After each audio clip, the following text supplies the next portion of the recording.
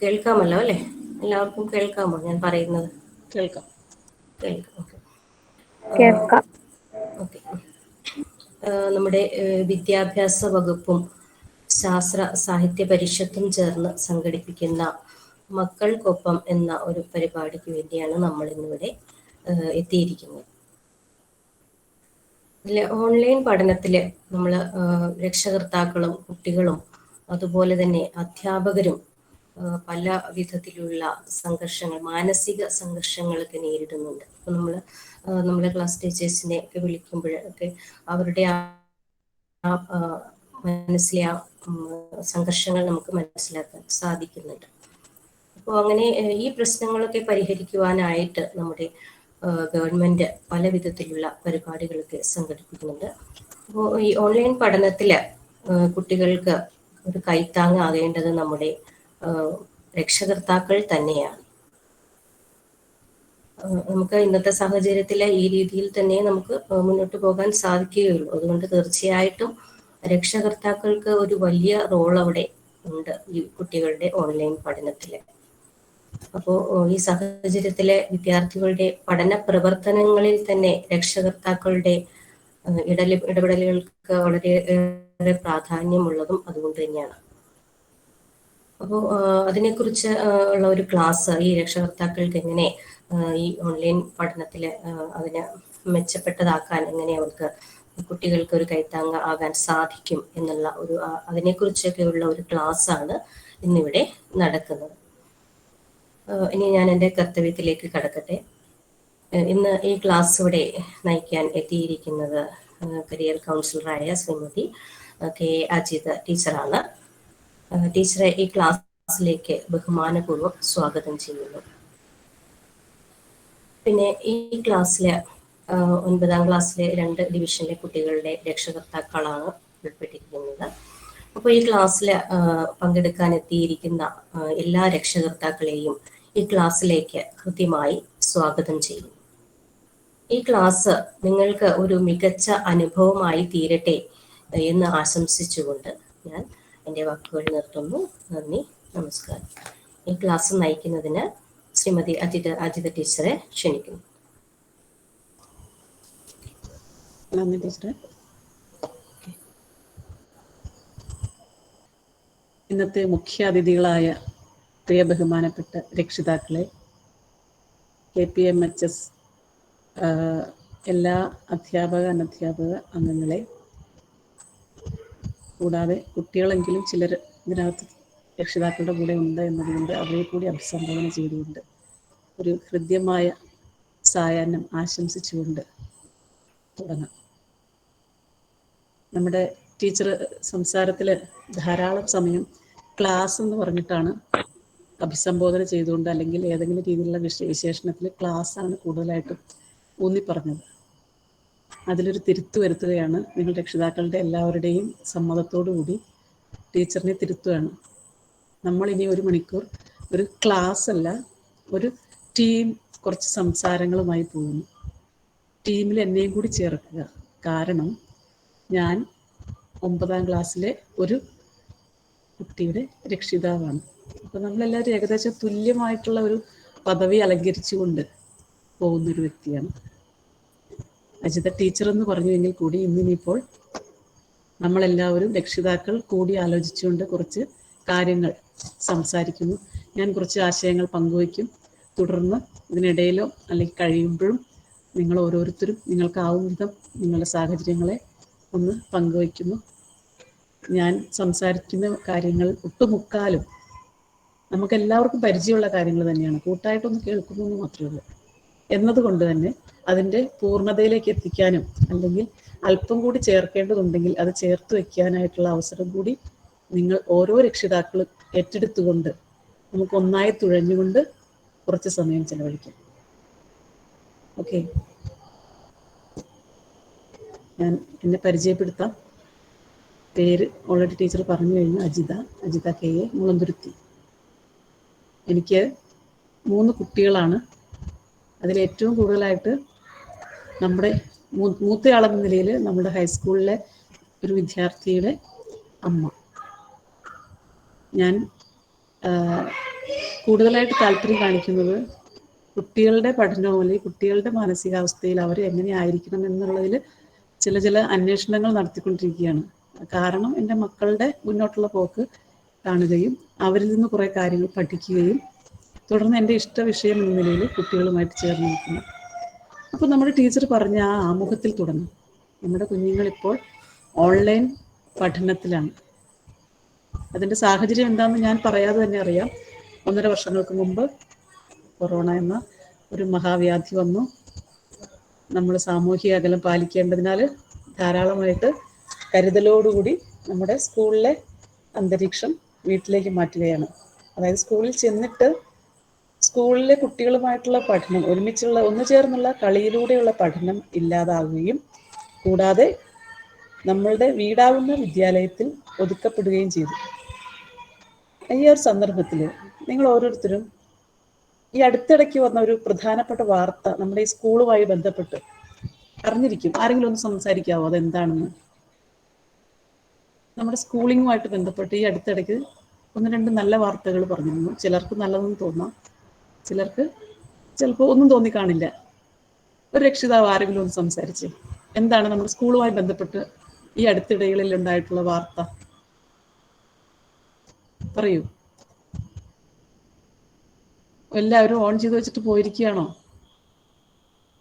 Class അല്ലാന്ന് teacher പറഞ്ഞു, ചോദ്യം ചോദിച്ചു തുടങ്ങി. അപ്പൊ ഇത് ക്ലാസ് ആണ് അല്ലേ? എന്താണ് നമ്മുടെ സ്കൂളിലെ കുട്ടികളുമായി ബന്ധപ്പെട്ടുകൊണ്ട് ഈ അടുത്തിടയ്ക്കുന്ന വാർത്ത ഉണ്ടായത്? എല്ലാവർക്കും അറിയാവുന്ന കാര്യം, പുതിയതായിട്ടൊന്നുമല്ല. ഒരാളൊന്ന് പറഞ്ഞോളൂ. ഒന്നുകൂടെ ഉറക്കെ പറഞ്ഞേ, ഒന്നുകൂടെ പറഞ്ഞേ. സ്കൂള് തുറക്കും. Okay, very good.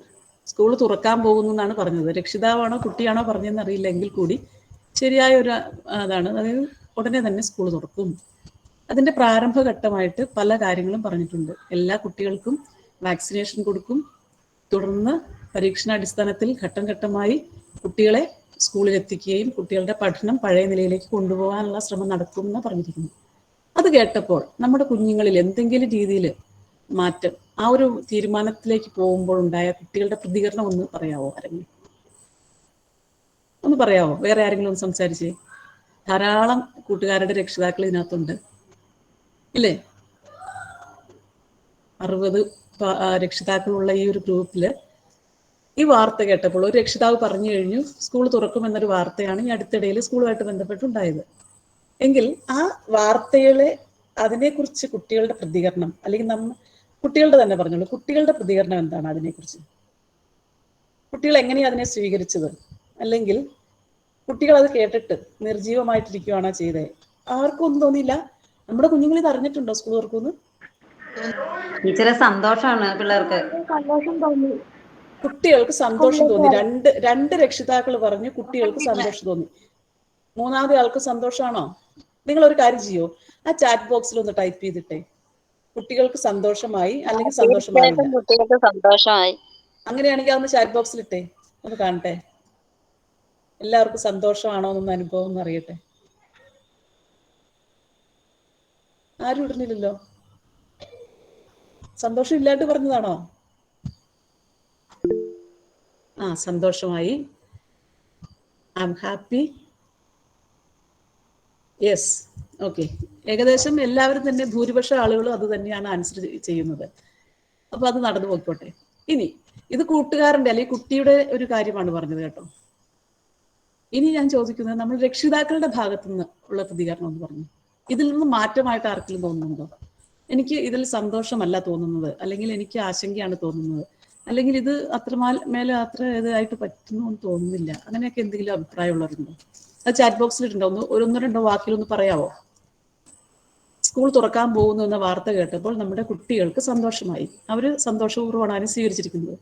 Very very ഹാപ്പിയൊക്കെ എഴുതിയിട്ടുണ്ട്. അപ്പോൾ നമ്മൾ രക്ഷിതാക്കളുടെ ഭാഗത്തുനിന്ന് ചിന്തിച്ചുകൊണ്ട് അതിലേക്ക് ഒന്ന് ആൻസർ ചെയ്യാവോ? കുട്ടികൾക്ക് ശരിക്കും ആശങ്കയാണ് മാഡം തോന്നുന്നത്. ആശങ്കയാണ് തോന്നുന്നത്. പിന്നെ വേറെ ഒരാൾക്ക് ആശങ്കയുണ്ട്, ബാക്കിയുള്ളവരാരും ഇത് അറിഞ്ഞിട്ടേ ഇല്ലേ? പറഞ്ഞോളൂ. ഞാൻ പറഞ്ഞല്ലോ, ഞാനൊരു രക്ഷിതാവാണ്, 9ാം ക്ലാസ്സുകാരന്റെ അമ്മയാണ്. അപ്പൊ എനിക്കുണ്ട്. പറയൂ. എനിക്ക് ഈ കോവിഡിന്റെ ഇതൊക്കെ ഇങ്ങനെ നിക്കണോണ്ട് ഉം. ഇപ്പൊ തുറക്കണോണ്ട് സന്തോഷം ഉണ്ടെങ്കിലും പകുതി നമുക്ക് മനസ്സിന് ഒത്തിരി ബുദ്ധിമുട്ടുണ്ട്. എല്ലാരും കൂടിയൊക്കെ ക്ലാസ്സുകളിൽ എങ്ങനെ ഇരിക്കും, ഓക്കെ. അകലമാണല്ലോ അപ്പൊ ഒരു പാലിക്കേണ്ടത്. ആകുലത ഉണ്ട്, ഒരു അപ്പൊ ആശങ്കയുണ്ട് അങ്ങനെയൊക്കെ എന്നുള്ളതാണ് അതെ ഒരു ഒരു ആശങ്കയുണ്ട്. രക്ഷിതാവ് എന്ന ആ നിലയിൽ നമ്മളുടെ ഒരു സ്ഥാനം ഒരു അതെ അതെ ആശങ്കയുടെ ഒരു അംശമുള്ള അവസ്ഥയാണ്. അതൊരു ഭാഗത്തുണ്ട്. ഓക്കെ. അപ്പൊ ഇത് രണ്ടും നമ്മൾ മാറ്റി വെക്കുകയാണ് ഈ തൽക്കാലത്തേക്ക്. അതെ ഒരു വശത്ത് കുട്ടികളുടെ ഹാപ്പിനെസ്, ഒരു വശത്ത് നമ്മളുടെ ആകുലതയായിട്ട് നമ്മൾ രണ്ട് ഭാഗത്തായിട്ട് നിൽക്കുകയാണ്.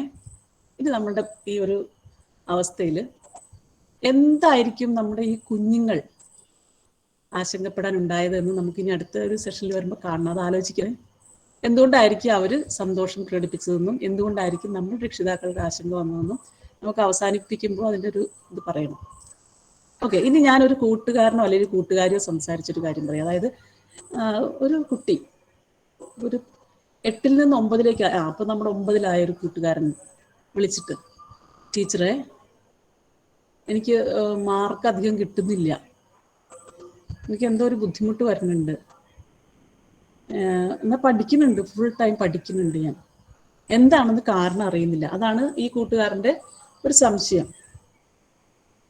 അപ്പോൾ ആ കൂട്ടുകാരനെ കുറിച്ച് കൂടുതൽ സാഹചര്യങ്ങളൊക്കെ ചോദിച്ചപ്പോൾ അത് ആ കൂട്ടുകാരൻ്റെ 8ാം ക്ലാസ്സിൽ ഒരു നന്നായിട്ട് പഠിച്ചു, കഴിഞ്ഞ വർഷം മോശമില്ലാത്ത രീതിയിൽ പഠിച്ചു, പക്ഷെ 7ലൊക്കെ പഠിച്ച അത്രയും മാർക്കൊന്നും കിട്ടിയിട്ടില്ല, ഹൈസ്കൂളിലൊക്കെ ആയി. അത് കഴിഞ്ഞിട്ട് മാർക്ക് കിട്ടുന്നതിനെ കുറിച്ചൊക്കെയുള്ള ആകുലത ഉള്ളത് കൊണ്ടോ എന്തോ രക്ഷിതാവും അധ്യാപികയും തമ്മിൽ ഇതിനെക്കുറിച്ചൊക്കെ ഒന്ന് ചർച്ച ചെയ്തപ്പോൾ കുട്ടി കുറച്ച് പുറകിലോട്ടാണെന്നുള്ളൊരു കമൻ്റാണ് രക്ഷിതാവിന് കിട്ടിയത് അധ്യാപികയിൽ നിന്ന്. അപ്പോൾ കുട്ടിയാണെങ്കിൽ ആ സ്കൂളിലേക്ക് ഒരുവിധം, ക്ലാസ്സിലെ മാത്രമല്ല സ്കൂളിലേക്ക് തന്നെ ഒരുവിധം നന്നായിട്ട് പഠിക്കുന്ന 5 കുട്ടികളിൽ ഒരാളാണ്, ബെസ്റ്റ് 5 എന്നൊക്കെ പറയുമ്പോൾ. അപ്പോൾ നമ്മളൊക്കെ ഓർക്കുന്നുണ്ട് 10ാം ക്ലാസ്സിൽ എത്തുമ്പോൾ ഫസ്റ്റ് റാങ്ക് ആർക്ക്, അല്ലെങ്കിൽ ഏറ്റവും കൂടുതൽ മാർക്ക് മേടിക്കാൻ സാധ്യതയുള്ള 10 പേര് ആരൊക്കെയാണ്, അല്ലെങ്കിൽ 5 പേര് ആരൊക്കെയാണെന്നൊക്കെയുള്ളൊരു മുൻവിധിയോടുകൂടിയൊക്കെ കുറേ കാര്യങ്ങൾ ചെയ്യുന്ന ഒരു പ്രകൃതമാണ് നമ്മളിൽ രക്ഷിതാക്കളിൽ അടക്കം കണ്ടിട്ടുള്ളത്. അപ്പോൾ ഈ കൂട്ടുകാരനെ സംബന്ധിച്ചിടത്തോളം നന്നായി പഠിക്കുന്നു, കൂടുതൽ സമയം ഒരു ഉഴപ്പുന്ന രീതിയല്ല ചിന്തിക്കുന്നത്, സ്വയമേവ നന്നായിട്ട് അതിനകത്ത് കോൺസെൻട്രേറ്റ് ചെയ്യുന്നുണ്ട്. പക്ഷെ എങ്കിൽ കൂടി എനിക്ക് കൂടുതലായിട്ട് മാർക്ക് വിചാരിക്കുന്ന അത്രയും മാർക്കിലേക്ക് എത്താൻ പറ്റുന്നില്ല. അതൊരു ആകുലതയായിട്ട് കുഞ്ഞിൻ്റെ ഉള്ളിൽ കിടക്കുകയാണ്. രക്ഷിതാവും അധ്യാപികയും തമ്മിലുള്ള സംഭാഷണ മധ്യേ അവർ പല കാര്യങ്ങളും പങ്കുവച്ചതിൽ നിന്ന് മനസ്സിലായി കുറച്ചുകൂടി അവനെ പഠനത്തിൽ ശ്രദ്ധിപ്പിച്ചുകൊണ്ട് നമ്മൾ വിചാരിക്കുന്ന ലെവലിലേക്ക് അവൻ്റെ പഠനം അല്ലെങ്കിൽ അവൻ്റെ റിസൾട്ട് ആ ലെവലിലേക്ക് എത്തിക്കാൻ വേണ്ടിയിട്ടുള്ള ഒരു ശ്രമമാണ് പിന്നെ അധ്യാപികയും രക്ഷിതാക്കളും കൂടി ചെയ്യുന്നത്. ഇതിനിടയിൽ നമ്മുടെ കൂട്ടുകാരൻ പറയുന്ന ഒരു കമൻറ്റ്, ഞാൻ പഠിക്കുന്നുണ്ട് ടീച്ചറെ, ഞാനൊന്നും ഉഴപ്പിക്കൊണ്ടല്ല നിൽക്കുന്നത്. ഓക്കെ. അപ്പോൾ ഈ 3 കാര്യങ്ങൾ, അപ്പോൾ രക്ഷിതാവും അധ്യാപകനും തമ്മിലൊരു ടൈപ്പായി കുട്ടി ഇത്തിരി മാറി നിന്നുകൊണ്ട് ആലോചിക്കുകയാണ്. ഇവരോട് രണ്ടുപേരും പങ്കുവയ്ക്കാതെ തന്നെ എന്നോട് മൂന്നാമതൊരാളോടാണ് ഇത് സംസാരിച്ചിരിക്കുന്നത്. അപ്പോൾ അതിനെക്കുറിച്ച് കൂടുതൽ അന്വേഷിച്ചപ്പോൾ എനിക്ക് കുറച്ചധികം കാര്യങ്ങൾ ചോദിച്ചറിയേണ്ടി വന്നു. ചോദിച്ചറിഞ്ഞപ്പോൾ കുട്ടിയുടെ അവസ്ഥ എന്തുകൊണ്ടായിരിക്കാം അങ്ങനെയെന്നൊക്കെ നമുക്ക് പല പല കാരണങ്ങളുണ്ടാവുമല്ലോ. ഈ ഒരു അവസ്ഥ അല്ലെങ്കിൽ ഈ ഒരു ചോദ്യം നിങ്ങളിൽ ഒരാളോട് ചോദിച്ചതെങ്കിൽ ആ കുട്ടി എന്ന നിലയിൽ ഒന്ന് മറുപടി പറയാവോ, എന്നെ ഒന്ന് സഹായിക്കാവോ?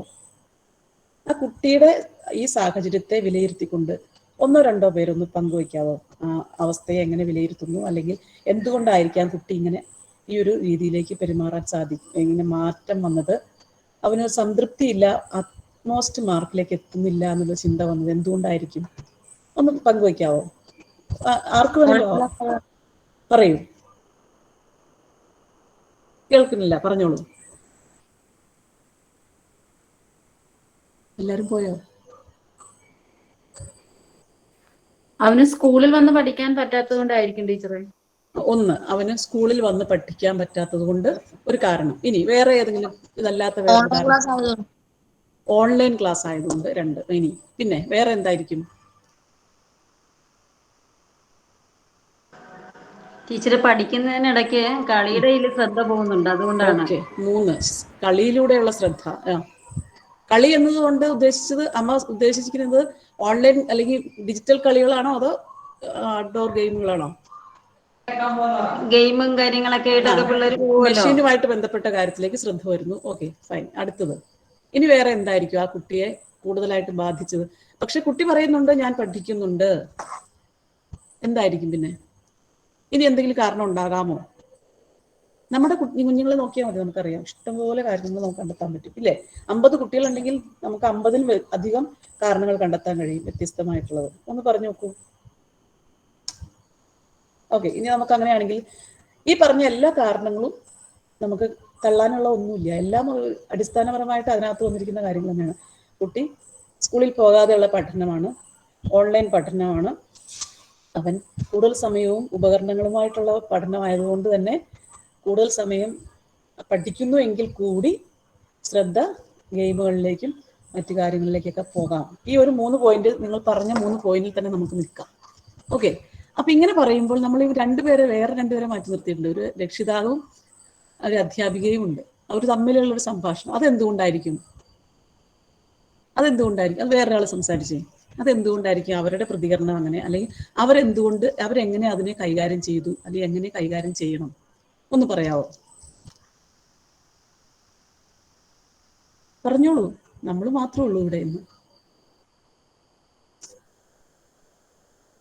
ഒരു രക്ഷിതാവ് എന്ന നിലയിൽ അധ്യാപികയോട് വേണ്ട കാര്യങ്ങൾ ആലോചിക്കേണ്ടത് ആവശ്യമില്ലേ? നമ്മൾ രക്ഷിതാക്കൾ അന്വേഷിക്കാറുണ്ടോ നമ്മുടെ കുഞ്ഞുങ്ങളെ കുറിച്ച് അധ്യാപകരോട്? ഉണ്ട്. അപ്പൊ അവര് അധ്യാപികയോട് സംസാരിച്ചു, അത് വേണ്ട കാര്യങ്ങൾ, നമ്മളൊരു അസുഖം വന്നാൽ ചികിത്സിക്കുന്നതിന് തുല്യമാണ് നമ്മൾ പല കാര്യങ്ങളും അങ്ങനെ ചോദിക്കും. അധ്യാപിക എന്ന നിലയിൽ അവർ ചെയ്തതും എങ്ങനെയാണ്? അവർ വേണ്ട ഉപദേശങ്ങൾ കൊടുത്തു, കൂടുതൽ സമയം ശ്രദ്ധ കൊടുക്കാനായിട്ടുള്ള വേണ്ട ക്രിയകളിലൂടെ പോയി. അവർ ലക്ഷ്യം വെച്ചത് എന്തായിരുന്നു? അതാണ് നമുക്ക് മെയിനായിട്ട് ചിന്തിക്കേണ്ടത്. കുട്ടി ഏറ്റവും ഉയരങ്ങളിലേക്ക് മാർക്കിന്റെ അടിസ്ഥാനത്തിൽ വിഭജിക്കുമ്പോൾ അല്ലെങ്കിൽ തരംതിരിക്കുമ്പോൾ ഏറ്റവും നല്ല ഒരു വിഭാഗത്തിലാണ് കുട്ടി ആയിരുന്നത് എന്നതുകൊണ്ട് അതിൽ തന്നെ എത്താനുള്ള ഒരു ശ്രമമാണ് രക്ഷിതാവും അധ്യാപികയും ചെയ്തത്. ഇത് രണ്ടിനും ഇടയിൽ കൂടെ ഒരു വേറൊരു തലം, ഈ 3-4 കാര്യങ്ങൾ പറഞ്ഞത് കുട്ടിക്ക് ചില പരിമിതികൾ ഈ കാര്യത്തിലുണ്ട് എന്നുള്ളതാണ്. ഇങ്ങനെ വരുമ്പോൾ നമ്മൾ ഈ കുട്ടിയെ എങ്ങനെ കൈകാര്യം ചെയ്യണം, അല്ലെങ്കിൽ ഈ കുട്ടിയുമായി ബന്ധപ്പെട്ടുകൊണ്ട് എന്താണ് ഇവൻ ഇങ്ങനെ മാറാൻ കഴിഞ്ഞത്, മാറാൻ ആയത് എന്തുകൊണ്ട് എന്നുള്ളതിനെ കുറിച്ച് ആലോചിക്കുമ്പോൾ നമുക്ക് 2-3 കാര്യങ്ങൾ കൂടുതലായിട്ട് അറിഞ്ഞിരിക്കണം. കാരണം എന്താ, ഞാൻ ആദ്യം പറഞ്ഞിരുന്നു, നമ്മുടെ വീടാവുന്ന വിദ്യാലയത്തിലേക്ക് കുട്ടികൾ ഒതുങ്ങപ്പെട്ടിരിക്കുന്ന ഒരു സന്ദർഭമാണ് ഈ 1.5 വർഷം. സന്തോഷകരമായ രീതിയിൽ ഉടനെ തന്നെ സ്കൂളിൽ പോകാൻ പറ്റുമെന്ന് പറയുമ്പോൾ ഞാനടക്കുന്ന രക്ഷിതാക്കൾക്ക് ആകുലതയുണ്ടെങ്കിലും കുട്ടികൾക്ക് അത് ഒത്തിരി സന്തോഷം നൽകുന്നതാണെന്നും പറഞ്ഞു. അപ്പോൾ കൂടുതൽ സന്തോഷമുള്ള ഒരു ഇടമാണ് സ്കൂൾ എന്നുള്ളത് നമുക്ക് മാറ്റിവെക്കാം. അത് നമ്മൾ അതിനെക്കുറിച്ച് പ്രത്യേകിച്ച് സംസാരിക്കാം. ഇതിൽ ഈ കുട്ടിയുടെ അവസ്ഥയിൽ 8ാം ക്ലാസ്സിൽ നിന്നും 7ാം ക്ലാസ്സിൽ ലാസ്റ്റൊക്കെ ആയപ്പോഴത്തേക്കാണ് നമുക്ക് ഈ അവസ്ഥ വന്നത്. 7ാം ക്ലാസ്സിൽ ഒരുവിധം മാർക്കൊക്കെ നല്ല മാർക്കിൽ തന്നെ എന്നുള്ള രീതിയിൽ പോയിക്കൊണ്ടിരുന്ന വെച്ച കുട്ടിക്ക് പിന്നീട് എന്ത് പറ്റി? 8ാം ക്ലാസ്സിലെ മുഴുവൻ സമയവും ഓൺലൈനായിരുന്നു. ഇപ്പൊ നമ്മുടെ കുട്ടി വളരെ 9ാം ക്ലാസ്സിൽ എത്തിയിരിക്കുകയാണ്. ഇപ്പോഴാണ് കുട്ടി കുറച്ചുകൂടി പറയുന്നത്. കാരണം അടുത്ത വർഷം എന്താ, 10ാം ക്ലാസ്സിലാണ്. 10ാം ക്ലാസ് എന്ന് പറഞ്ഞാൽ എന്താ, അവന്റെ ജീവിതത്തിലെ നിർണായകമായ ഒരു സമയമെന്നാണ് വിധി എഴുതപ്പെട്ടിരിക്കുന്നത് അല്ലേ. എല്ലാ വിഷയങ്ങൾക്കും A+ കിട്ടി വേണ്ട രീതിയിൽ ഉയർന്നാലാണ് അടുത്ത സെഷനിലേക്ക് പോകാൻ പറ്റുള്ളൂ. തുടർന്ന് അവന്റെ കരിയറിനെ അത് ബിൽഡപ്പ് ചെയ്ത് കൊണ്ടുപോകാനൊക്കെ ആയിട്ടുള്ള സമയമാണ് 10ാം ക്ലാസ്സിലെ മാർക്ക്. അപ്പൊ ഈ 9ാം ക്ലാസ്സിലെ വെച്ച് അധ്യാപകരും രക്ഷിതാവും തമ്മിലൊരു സന്ധി ഉണ്ടാവണം എന്നുള്ളത് കൊണ്ടാണ് അവിടെ സംഭവിച്ചിരിക്കുന്നത്. എല്ലാം സ്വാഭാവികമായിട്ടാണ് നടന്നിരിക്കുന്നത്. പക്ഷെ ഇതിനിടയിൽ നമ്മൾ ചിന്തിക്കേണ്ട ഒരു കാര്യം, കുട്ടികളിലെ വ്യത്യസ്തമായ ഒരു അവസ്ഥയുണ്ട്. കുട്ടികളെ നമ്മൾ കൈകാര്യം ചെയ്യുമ്പോൾ അവരിൽ പല കഴിവും പല അവസ്ഥയും ഉള്ളവരായിരിക്കും. സ്കൂളിൽ പോയിരുന്ന ഈ കുട്ടിക്ക് പല രീതിയിലുള്ള പഠന രീതിയിലൂടെ അവന് ഏതെങ്കിലും വിഷയം അല്ലെങ്കിൽ എന്തെങ്കിലും ആർജിച്ചെടുക്കണമെങ്കിൽ പല ട്രിക്കുകളിലൂടെ പറ്റുമായിരുന്നു. കാരണം നമ്മൾ എല്ലാവർക്കും ഉള്ളൊരു വിശേഷണമാണ് ബഹുമുഖ ബുദ്ധി. അതായത് പലതരത്തിലുള്ള ബുദ്ധികളാണ് നമുക്ക്. ചിലർക്ക് ഏറിയും കുറഞ്ഞും എന്നുള്ള രീതിയിൽ വ്യത്യസ്ത രീതിയിലുള്ള ബുദ്ധിയാണ് നമുക്ക് തലച്ചോറിൽ വിന്യസിച്ചിട്ടുള്ളത്. അപ്പോൾ എനിക്ക് ചിലപ്പോൾ പാട്ടുകളിലൂടെയും കവിതകളിലൂടെയും അങ്ങനത്തെ ഒരു പ്രക്രിയയിലൂടെ ആയിരിക്കും കൂടുതൽ പഠിക്കാനുള്ള ഒരു സന്ദർഭം ഉണ്ടാവുക. അത്തരത്തിലുള്ള വിഷയങ്ങളായിരിക്കും എനിക്ക് താല്പര്യം. ചിലർക്കാണെന്നുണ്ടെങ്കിൽ ഗണിതപരമായിട്ടുള്ളതാണ്, ചിലർക്കാണെങ്കിലും മെക്കാനിക്കലായിട്ടുള്ളതാണ്.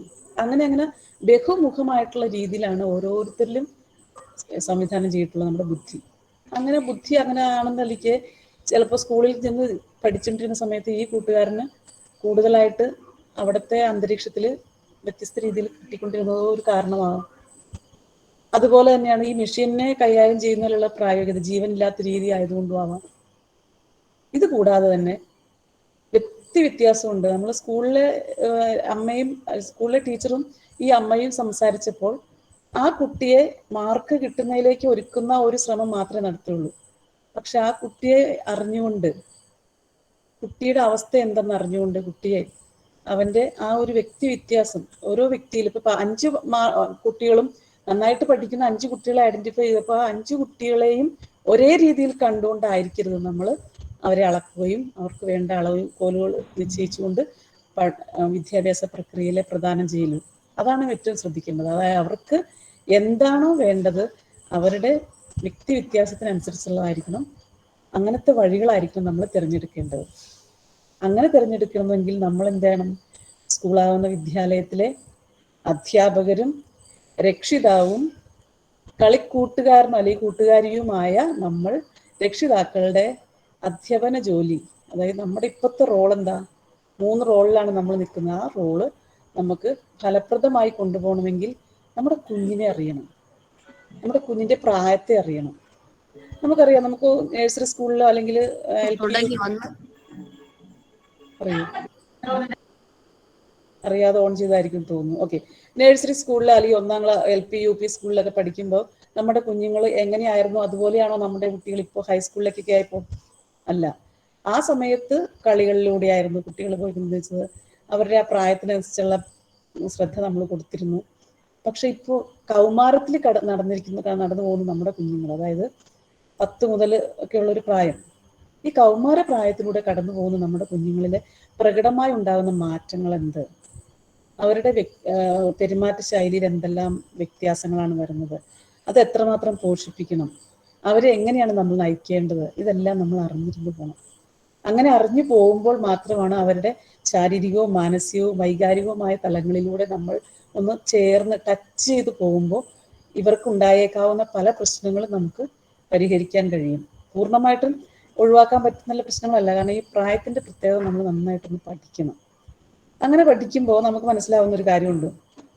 നമ്മളൊക്കെ ഹൈസ്കൂളിലൊക്കെ എത്തിയ പ്രായം എന്ന് ഓർത്താൽ മതി. നമ്മൾ ഹൈസ്കൂളിൽ എത്തിയ പ്രായത്തിൽ നമ്മൾ എങ്ങനെയായിരുന്നു എന്നുള്ളത് നമ്മുടെ കുഞ്ഞുങ്ങളിലും കൂടി ഒന്ന് ആലോചിച്ച് നോക്കൂ.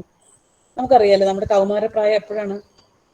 WHO ഒക്കെ ഡിഫൈൻ ചെയ്തിരിക്കുന്നത് 10 മുതൽ 19 വയസ്സ് വരെയുള്ള സമയം, അല്ലെങ്കിൽ നമ്മൾ പറയുമ്പോൾ ടീനേജ് എന്നുള്ള രീതിയിൽ പറയുമ്പോൾ 12 മുതൽ 18 വരെ അല്ലെങ്കിൽ 19 വരെ എന്നൊക്കെ പറയും.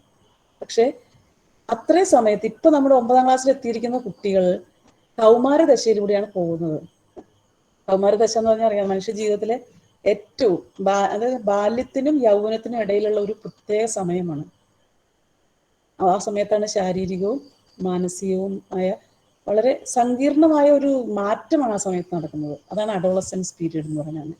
ആ സമയത്ത് വ്യക്തിത്വം രൂപപ്പെടുന്ന സമയം കൂടിയാണ്. വ്യക്തിത്വം നമ്മളിൽ യഥാർത്ഥത്തിൽ ഉരുവാകും, നല്ല രീതിയിൽ പാകപ്പെടുത്തി എടുക്കപ്പെടുന്ന ഒരു സമയം കൂടിയാണ് ഈ കൗമാരകാലം.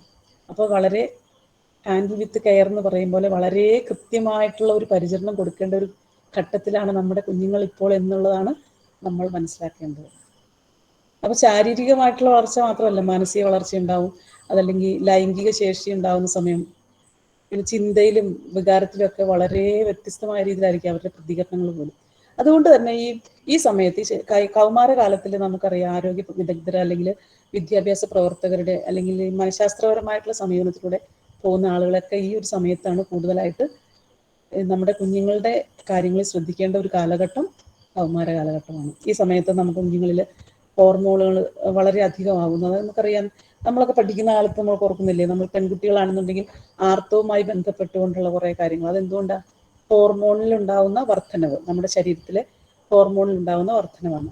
അതുപോലെ തന്നെയാണ് ശരീരം പെട്ടെന്ന് വളരുന്നു, ശരീരഭാഗങ്ങൾ, പ്രത്യേകിച്ച് പെൺകുട്ടികളാണെന്നുണ്ടെങ്കിൽ സ്തന വളർച്ച വരുന്നു, അല്ലെങ്കിൽ ആൺകുട്ടികളാണെന്നുണ്ടെങ്കിൽ അവർക്ക് അവരുടെ പ്രായപൂർത്തിയാകുന്നതിൻ്റെ ഭാഗമായിട്ടുള്ള കുറേ കാര്യങ്ങൾ നടക്കുന്നുണ്ട്. നമുക്കറിയാവുന്ന കാര്യങ്ങൾ, നമ്മളിൽ ഉണ്ടായ കാര്യങ്ങൾ നമ്മുടെ കുഞ്ഞുങ്ങളിൽ വരുന്ന ഒരു സമയമാണിത്. ആ സമയത്ത് തന്നെ ഒരു സംഘർഷാവസ്ഥയാണ് ചുറ്റും ഉണ്ടാകുന്നത്. ഒത്തിരി അവർ ആൺ പെണ്ണെന്നുള്ളതിനെ കുറിച്ചൊരു ബോധം ഉണ്ടാകുന്നു. അപ്പൊ ഈ സമയത്ത് നമുക്ക് കൂട്ടുകാരുമായിട്ട് ബന്ധപ്പെട്ട അല്ലെങ്കിൽ മാധ്യമങ്ങളുമായിട്ട് ബന്ധപ്പെട്ടൊക്കെ അവർ കൂടുതലായിട്ട് സ്വാധീനം, അവർ കൂടുതൽ അതിനോട് അറ്റാച്ച്ഡ് ആയിരിക്കും. അതുകൊണ്ടാണ് ഇപ്പോൾ ഒരു അമ്മ പറഞ്ഞല്ലോ നമ്മളോട്, കൂടുതലും ഈ പഠനം ഇതിലേക്ക് ആയതുകൊണ്ട് ഗെയിമിലേക്ക് മാറിപ്പോകുന്നു. അതായത് മാധ്യമങ്ങളിലൂടെയുള്ള പ്രകടനം അല്ലെങ്കിൽ അതിലുള്ള കാര്യങ്ങളാണ് അവർ കൂടുതലായിട്ട് ശ്രദ്ധിക്കാനിടയാവുന്നത്. ഇങ്ങനെയുള്ള കാര്യങ്ങൾ ഈ കാലഘട്ടത്തിൽ നമ്മുടെ മനസ്സിനെയും ശരീരത്തിൻ്റെയും വളർച്ചയും വികാസത്തെയൊക്കെ ഇത്തരത്തിൽ ഈ പറഞ്ഞ ഹോർമോണിൻ്റെ വ്യത്യാസം കൊണ്ടോ അല്ലെങ്കിൽ ഈ മെഷീനൊക്കെ നമ്മൾ ഉപയോഗിക്കുന്നതുകൊണ്ടോ ഒക്കെ കുട്ടികളെ നന്നായിട്ട് അവരുടെ വളർച്ചയിൽ അത് സ്വാധീനിക്കുന്നു എന്ന് പറഞ്ഞാൽ നല്ല രീതിയിലും മോശമായിട്ടും ബാധിക്കാം. അതുപോലെ തന്നെയാണ് ഈ സമയത്താണ് നമുക്ക് കുട്ടികളിൽ ലൈംഗിക വളർച്ചയുടെ ഭാഗമായിട്ട് തന്നെ ഒരു ആൺകുട്ടിക്ക് അല്ലെങ്കിൽ പെൺകുട്ടിയോട് അല്ലെങ്കിൽ പെൺകുട്ടിക്ക് ആൺകുട്ടിയോട്, അതായത് എതിർ ലിംഗത്തോട് കൂടുതലായിട്ട് ആകർഷണം, ഒരു പ്രത്യേകമായിട്ടുള്ളൊരു ചിന്തയാണ് അതൊക്കെ. അങ്ങനെ നമ്മൾ പറയുന്നത് ഈ കാലത്ത് പ്രണയം കൂടുതലുണ്ടാവാം. കൂടാതെ കൂട്ടുകെട്ടുകളുടെ ഭാഗമായിട്ട് തന്നെ ഇവർക്ക് ധാരാളം സാമൂഹ്യ വിപത്തിലേക്കൊക്കെ പോകാൻ പറ്റുന്ന ഒരു സമയം കൂടിയാണിത്. പെട്ടെന്ന് ദേഷ്യം വരിക, അല്ലെങ്കിൽ വിഷാദമായിട്ട് ഒറ്റയ്ക്ക് മാറിയിരിക്കുന്ന രീതി വരിക. ഇപ്പോൾ ഓൺലൈനായപ്പോൾ അത് കുറച്ചുകൂടി ഉള്ളിലേക്ക് വലിയുന്ന രീതിയിലായി. കൂടാതെ മദ്യം, മയക്കുമരുന്ന് പോലെയുള്ള അല്ലെങ്കിൽ പുകവലി അങ്ങനെയുള്ള കാര്യങ്ങളിലൊക്കെ അവർ പെടാം. പഠന വൈകല്യം അല്ലെങ്കിൽ കുടുംബ പ്രശ്നം, പ്രേമനൈരാശ്യം പോലുള്ള കാര്യങ്ങളൊക്കെ വരാം. ഇങ്ങനെയൊക്കെ വരുമ്പോൾ എന്താ, അതിനെയൊക്കെ അതിജീവിക്കാൻ വേണ്ടി അപ്പം നമ്മളിപ്പോൾ ആലോചിക്കുന്നുണ്ട് എൻ്റെ കുട്ടിക്ക് ഇതൊന്നും ഇല്ലല്ലോ, പിന്നെ എന്തിനാ ഇപ്പോൾ ടീച്ചർ ഇത് പറയണേന്ന്. പക്ഷെ എൻ്റെ കുട്ടിക്ക് അതില്ല എന്ന് പറയുമ്പോൾ പോലും നമുക്കത് ഉണ്ടോ എന്ന് പോലും സംശയം തോന്നുന്ന വിധത്തിലാണ് കാര്യങ്ങൾ പോകുന്നത്. അതായത് നമ്മൾ അറിയുന്നില്ല, പക്ഷെ അവൻ ആ സമയത്ത് അത് ആവശ്യമാണ്, അല്ലെങ്കിൽ അവൾക്കത് ആവശ്യമാണ്. അങ്ങനെ ആവശ്യമാണെന്നുള്ള ഒരു ബോധ്യത്തിൽ തന്നെ, അതായത് നമ്മൾ എത്തിച്ചു കൊടുക്കുന്നതിനേക്കാൾ ഉപരി അവർ തേടി പിടിക്കും, അല്ലെങ്കിൽ അവർ തേടി എത്തും ഒരു അവസ്ഥയാണ് നമ്മുടെ ഈ പ്രായത്തിൽ കാണുന്നത്. എന്നതുകൊണ്ട് തന്നെ കൂട്ടുകെട്ടും മാധ്യമങ്ങളും സ്വാധീനിക്കും വിധം നല്ല രീതിയിൽ സ്വാധീനിക്കാനുള്ള ഒരു അവസരമായിരിക്കണം നമ്മളുടെ കൂടെയുള്ള ഇപ്പോൾ 1.5 വർഷമായിട്ട് നമ്മുടെ കൂടെയുള്ള കുഞ്ഞുങ്ങളിൽ നമ്മൾ കണ്ടെത്തേണ്ടത്. ഈ സമയത്ത് നമുക്ക് സ്കൂളിലായിരുന്നെങ്കിൽ ധാരാളം പരിപാടികൾ, കൗമാര വിദ്യാഭ്യാസം എന്ന് പറഞ്ഞിട്ട്, അതല്ലെങ്കിൽ ലൈഫ് സ്കിൽസിന് വേണ്ടിയിട്ടുള്ള ക്ലാസ്സുകളും മറ്റു കാര്യങ്ങളൊക്കെ നടക്കും. ലഹരി വിമോചനവുമായി ബന്ധപ്പെട്ട പരിപാടികളുണ്ടാവും. പിന്നെ സെക്സ് എഡ്യൂക്കേഷൻ, കൗൺസിലിംഗ്, ഇതൊക്കെ സ്കൂളിൽ കൊടുക്കുമായിരുന്നു. ഇപ്പോൾ നമ്മുടെ കുട്ടികൾ സ്കൂളിൽ പോകുന്നില്ലാത്തതുകൊണ്ട് അറിയുന്നില്ല എന്നതേ ഉള്ളൂ. അപ്പോൾ ഈ സമയത്ത് നമ്മുടെ ഈ കൗമാര പ്രായത്തിൽ അവർക്ക് കിട്ടേണ്ടുന്നതെല്ലാം കൊടുത്തു പോകേണ്ട ഒരു സമയമാണ്. അതിന് നമ്മൾക്ക് ആ വിധം കൊടുക്കണമെങ്കിൽ നമ്മൾ അതിനെക്കുറിച്ച് കൂടുതൽ അറിയേണ്ടിയിരിക്കുന്നു, ഇല്ലേ? നമുക്കറിയാതെ നമുക്കൊരു കാര്യം ചെയ്യാൻ പറ്റില്ല. ഈ സമയത്ത് നമുക്കറിയാം ഇവരുടെ ശാരീരികമായ വളർച്ച നമുക്കറിയാം. പെട്ടെന്ന് വളരുന്ന കാര്യം പറഞ്ഞു, ആൺകുട്ടികളിലും പെൺകുട്ടികളിലും വ്യത്യസ്തമായ രീതിയിലാണ് കാണുന്നത്. അതുകൂടാതെ തന്നെ അവരുടെ പേശികളും അസ്ഥികളൊക്കെ നല്ലതായിട്ട് ഒരു ദൃഢമാകുന്ന ഒരു സമയമാണിത്. ആ സമയത്ത് വേണ്ട ഭക്ഷണങ്ങൾ, പ്രോട്ടീൻസ്, വിറ്റാമിൻസ് ഒക്കെ അടങ്ങിയ ഭക്ഷണം കൊടുക്കണം. നല്ല പാല്, മുട്ട അങ്ങനെയുള്ള ഭക്ഷണ ക്രമീകരണം വേണം. സ്കൂളിലായിരുന്നെങ്കിൽ ഇതിനെല്ലാം നല്ല ഒരു രീതിയിൽ അടുക്കും ചിട്ടയുമായിട്ടുള്ള ഡയറ്റ് ബോർഡ് വരെയുള്ള നല്ല കമ്മ്യൂണിറ്റി ലഞ്ച് ഉണ്ടായിരുന്നു. അതൊക്കെ നഷ്ടപ്പെട്ടു കുട്ടികൾക്ക്. അപ്പോൾ അത് കൊടുക്കുന്നത് എന്തുകൊണ്ട് ആ രീതിയിൽ സ്കൂളിൽ നിന്ന് അത് കിട്ടുന്നത് എങ്ങനെയാ, ആ കൃത്യമായ അളവിൽ കുട്ടികൾക്ക് ഇന്ന സമയത്ത് ഇത്ര അളവിലുള്ള പോഷണങ്ങൾ ലഭിച്ചിരിക്കണം എന്നുള്ള ഒരു നിബന്ധന കൊണ്ടാണ് അത്തരത്തിലുള്ള മെനു കാർഡ് വരെ ഉണ്ടാക്കിയിരിക്കുന്നത്. അത് എന്തുകൊണ്ടാണെന്ന് വെച്ചാൽ അവരുടെ വളർച്ചയ്ക്ക് അല്ലെങ്കിൽ അവളുടെ വളർച്ചയ്ക്ക് ഈ സമയത്ത് അത് അത്യന്താപേക്ഷിതമാണ്. അങ്ങനെ വളരെ ചിട്ടയോടുകൂടി കൊണ്ടുപോകേണ്ടതും വളരെ കാണേണ്ടതുമായ ഒരു കാലഘട്ടമാണ് നമ്മുടെ ഈ കുഞ്ഞുങ്ങളുടെ ഇപ്പോഴത്തെ നമ്മുടെ 9ാം ക്ലാസ്സിൽ പഠിക്കുന്ന കുട്ടികളുടെ ഈ കാലഘട്ടം. ഈ കാലഘട്ടത്തിന്റെ പ്രത്യേകത നമ്മൾ പറഞ്ഞു കഴിഞ്ഞു. വളർച്ച വിസ്ഫോടനം എന്ന് അതിനെ വിശേഷിപ്പിച്ചിരിക്കുന്നത് തന്നെ. വിസ്ഫോടനം എന്ന് വെച്ചാൽ എന്താ കഴിയണം, പൊട്ടിത്തെറി.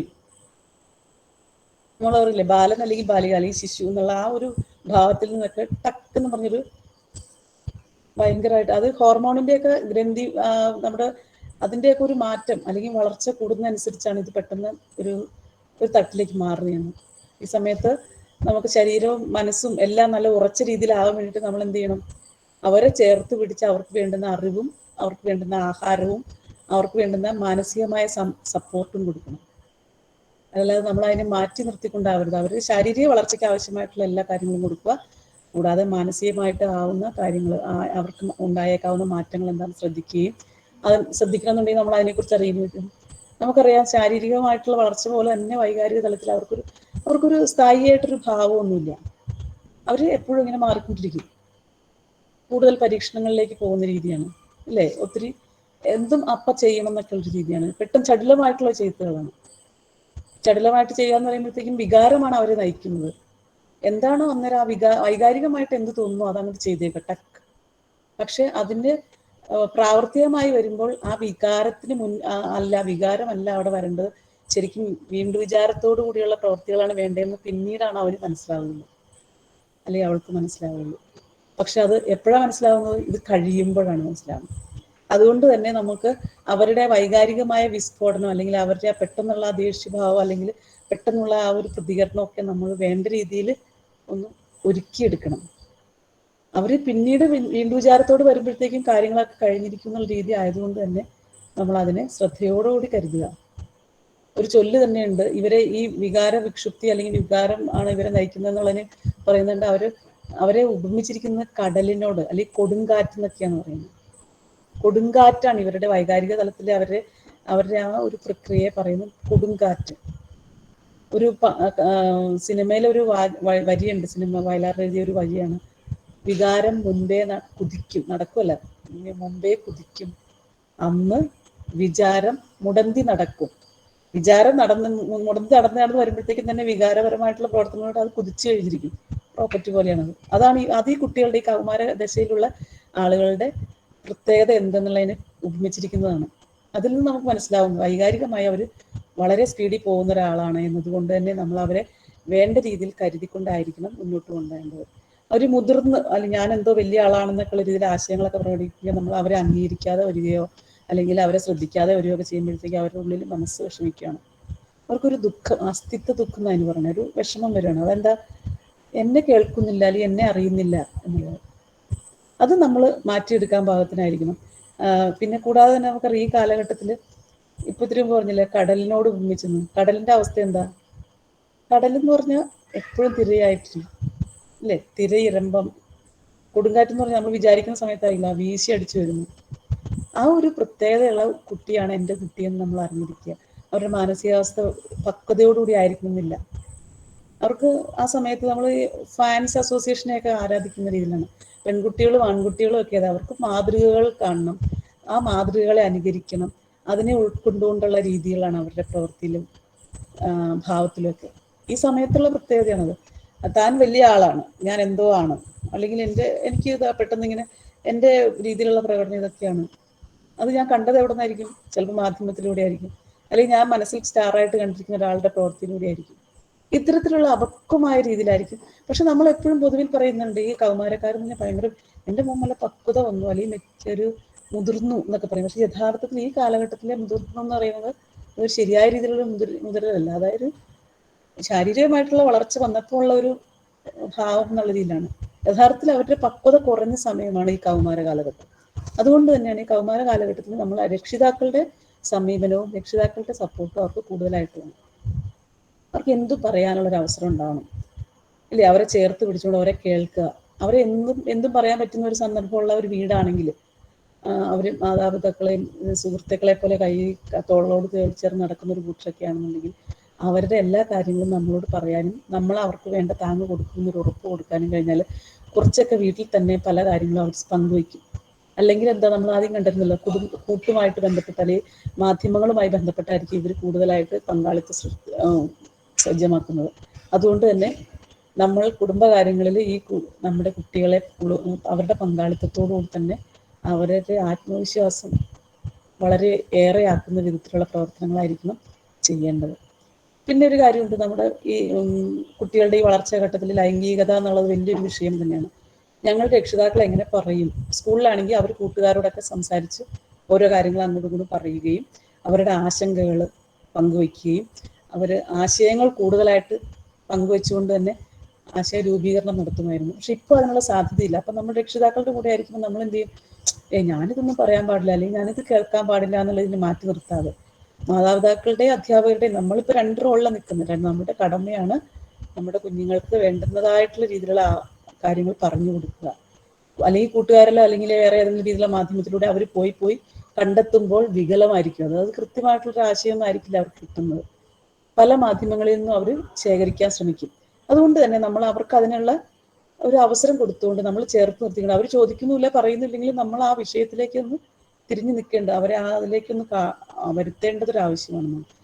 അതിനു വേണ്ടിയിട്ടുള്ള ബോധവൽക്കരണ പരിപാടികളൊക്കെ നമ്മുടെ സ്കൂളിൽ ഉണ്ടാവാറുണ്ടെങ്കിലും നമുക്കിനിയിപ്പോൾ നമ്മൾക്ക് പറയാൻ ബുദ്ധിമുട്ട് അല്ലെങ്കിൽ നമ്മൾക്ക് അഡ്രസ്സ് ചെയ്യാൻ പറ്റുന്നില്ലാത്തൊരു വിഷയമാണെങ്കിൽ നമ്മൾ എന്ത് ചെയ്യണം? ആരോഗ്യ വിദഗ്ധരുടെ അല്ലെങ്കിൽ അതുമായിട്ട് ബന്ധപ്പെട്ട് ആരെങ്കിലും സേവനം വേണ്ടതാണെങ്കിൽ അതും നമ്മൾ സ്വീകരിക്കേണ്ടതാണ്. അതൊക്കെ മാറ്റിവെക്കേണ്ട ഒന്നാണെന്നുള്ള രീതിയിൽ നമ്മൾ ഒരു കാരണവശാലും ഒഴിവാക്കരുത്.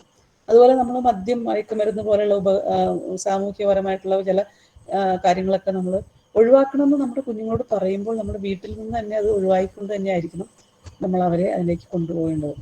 അതിന് വേണ്ടിയിട്ട് തന്നെ അവർക്ക് ചിലരെങ്കിലും വീട്ടിലൊക്കെ കണ്ടിട്ടുള്ളത് കൊണ്ടായിരിക്കും ചിലപ്പോൾ ടെസ്റ്റിങ്ങിന് വേണ്ടിയിട്ടൊക്കെ നോക്കുന്നതായിരിക്കും.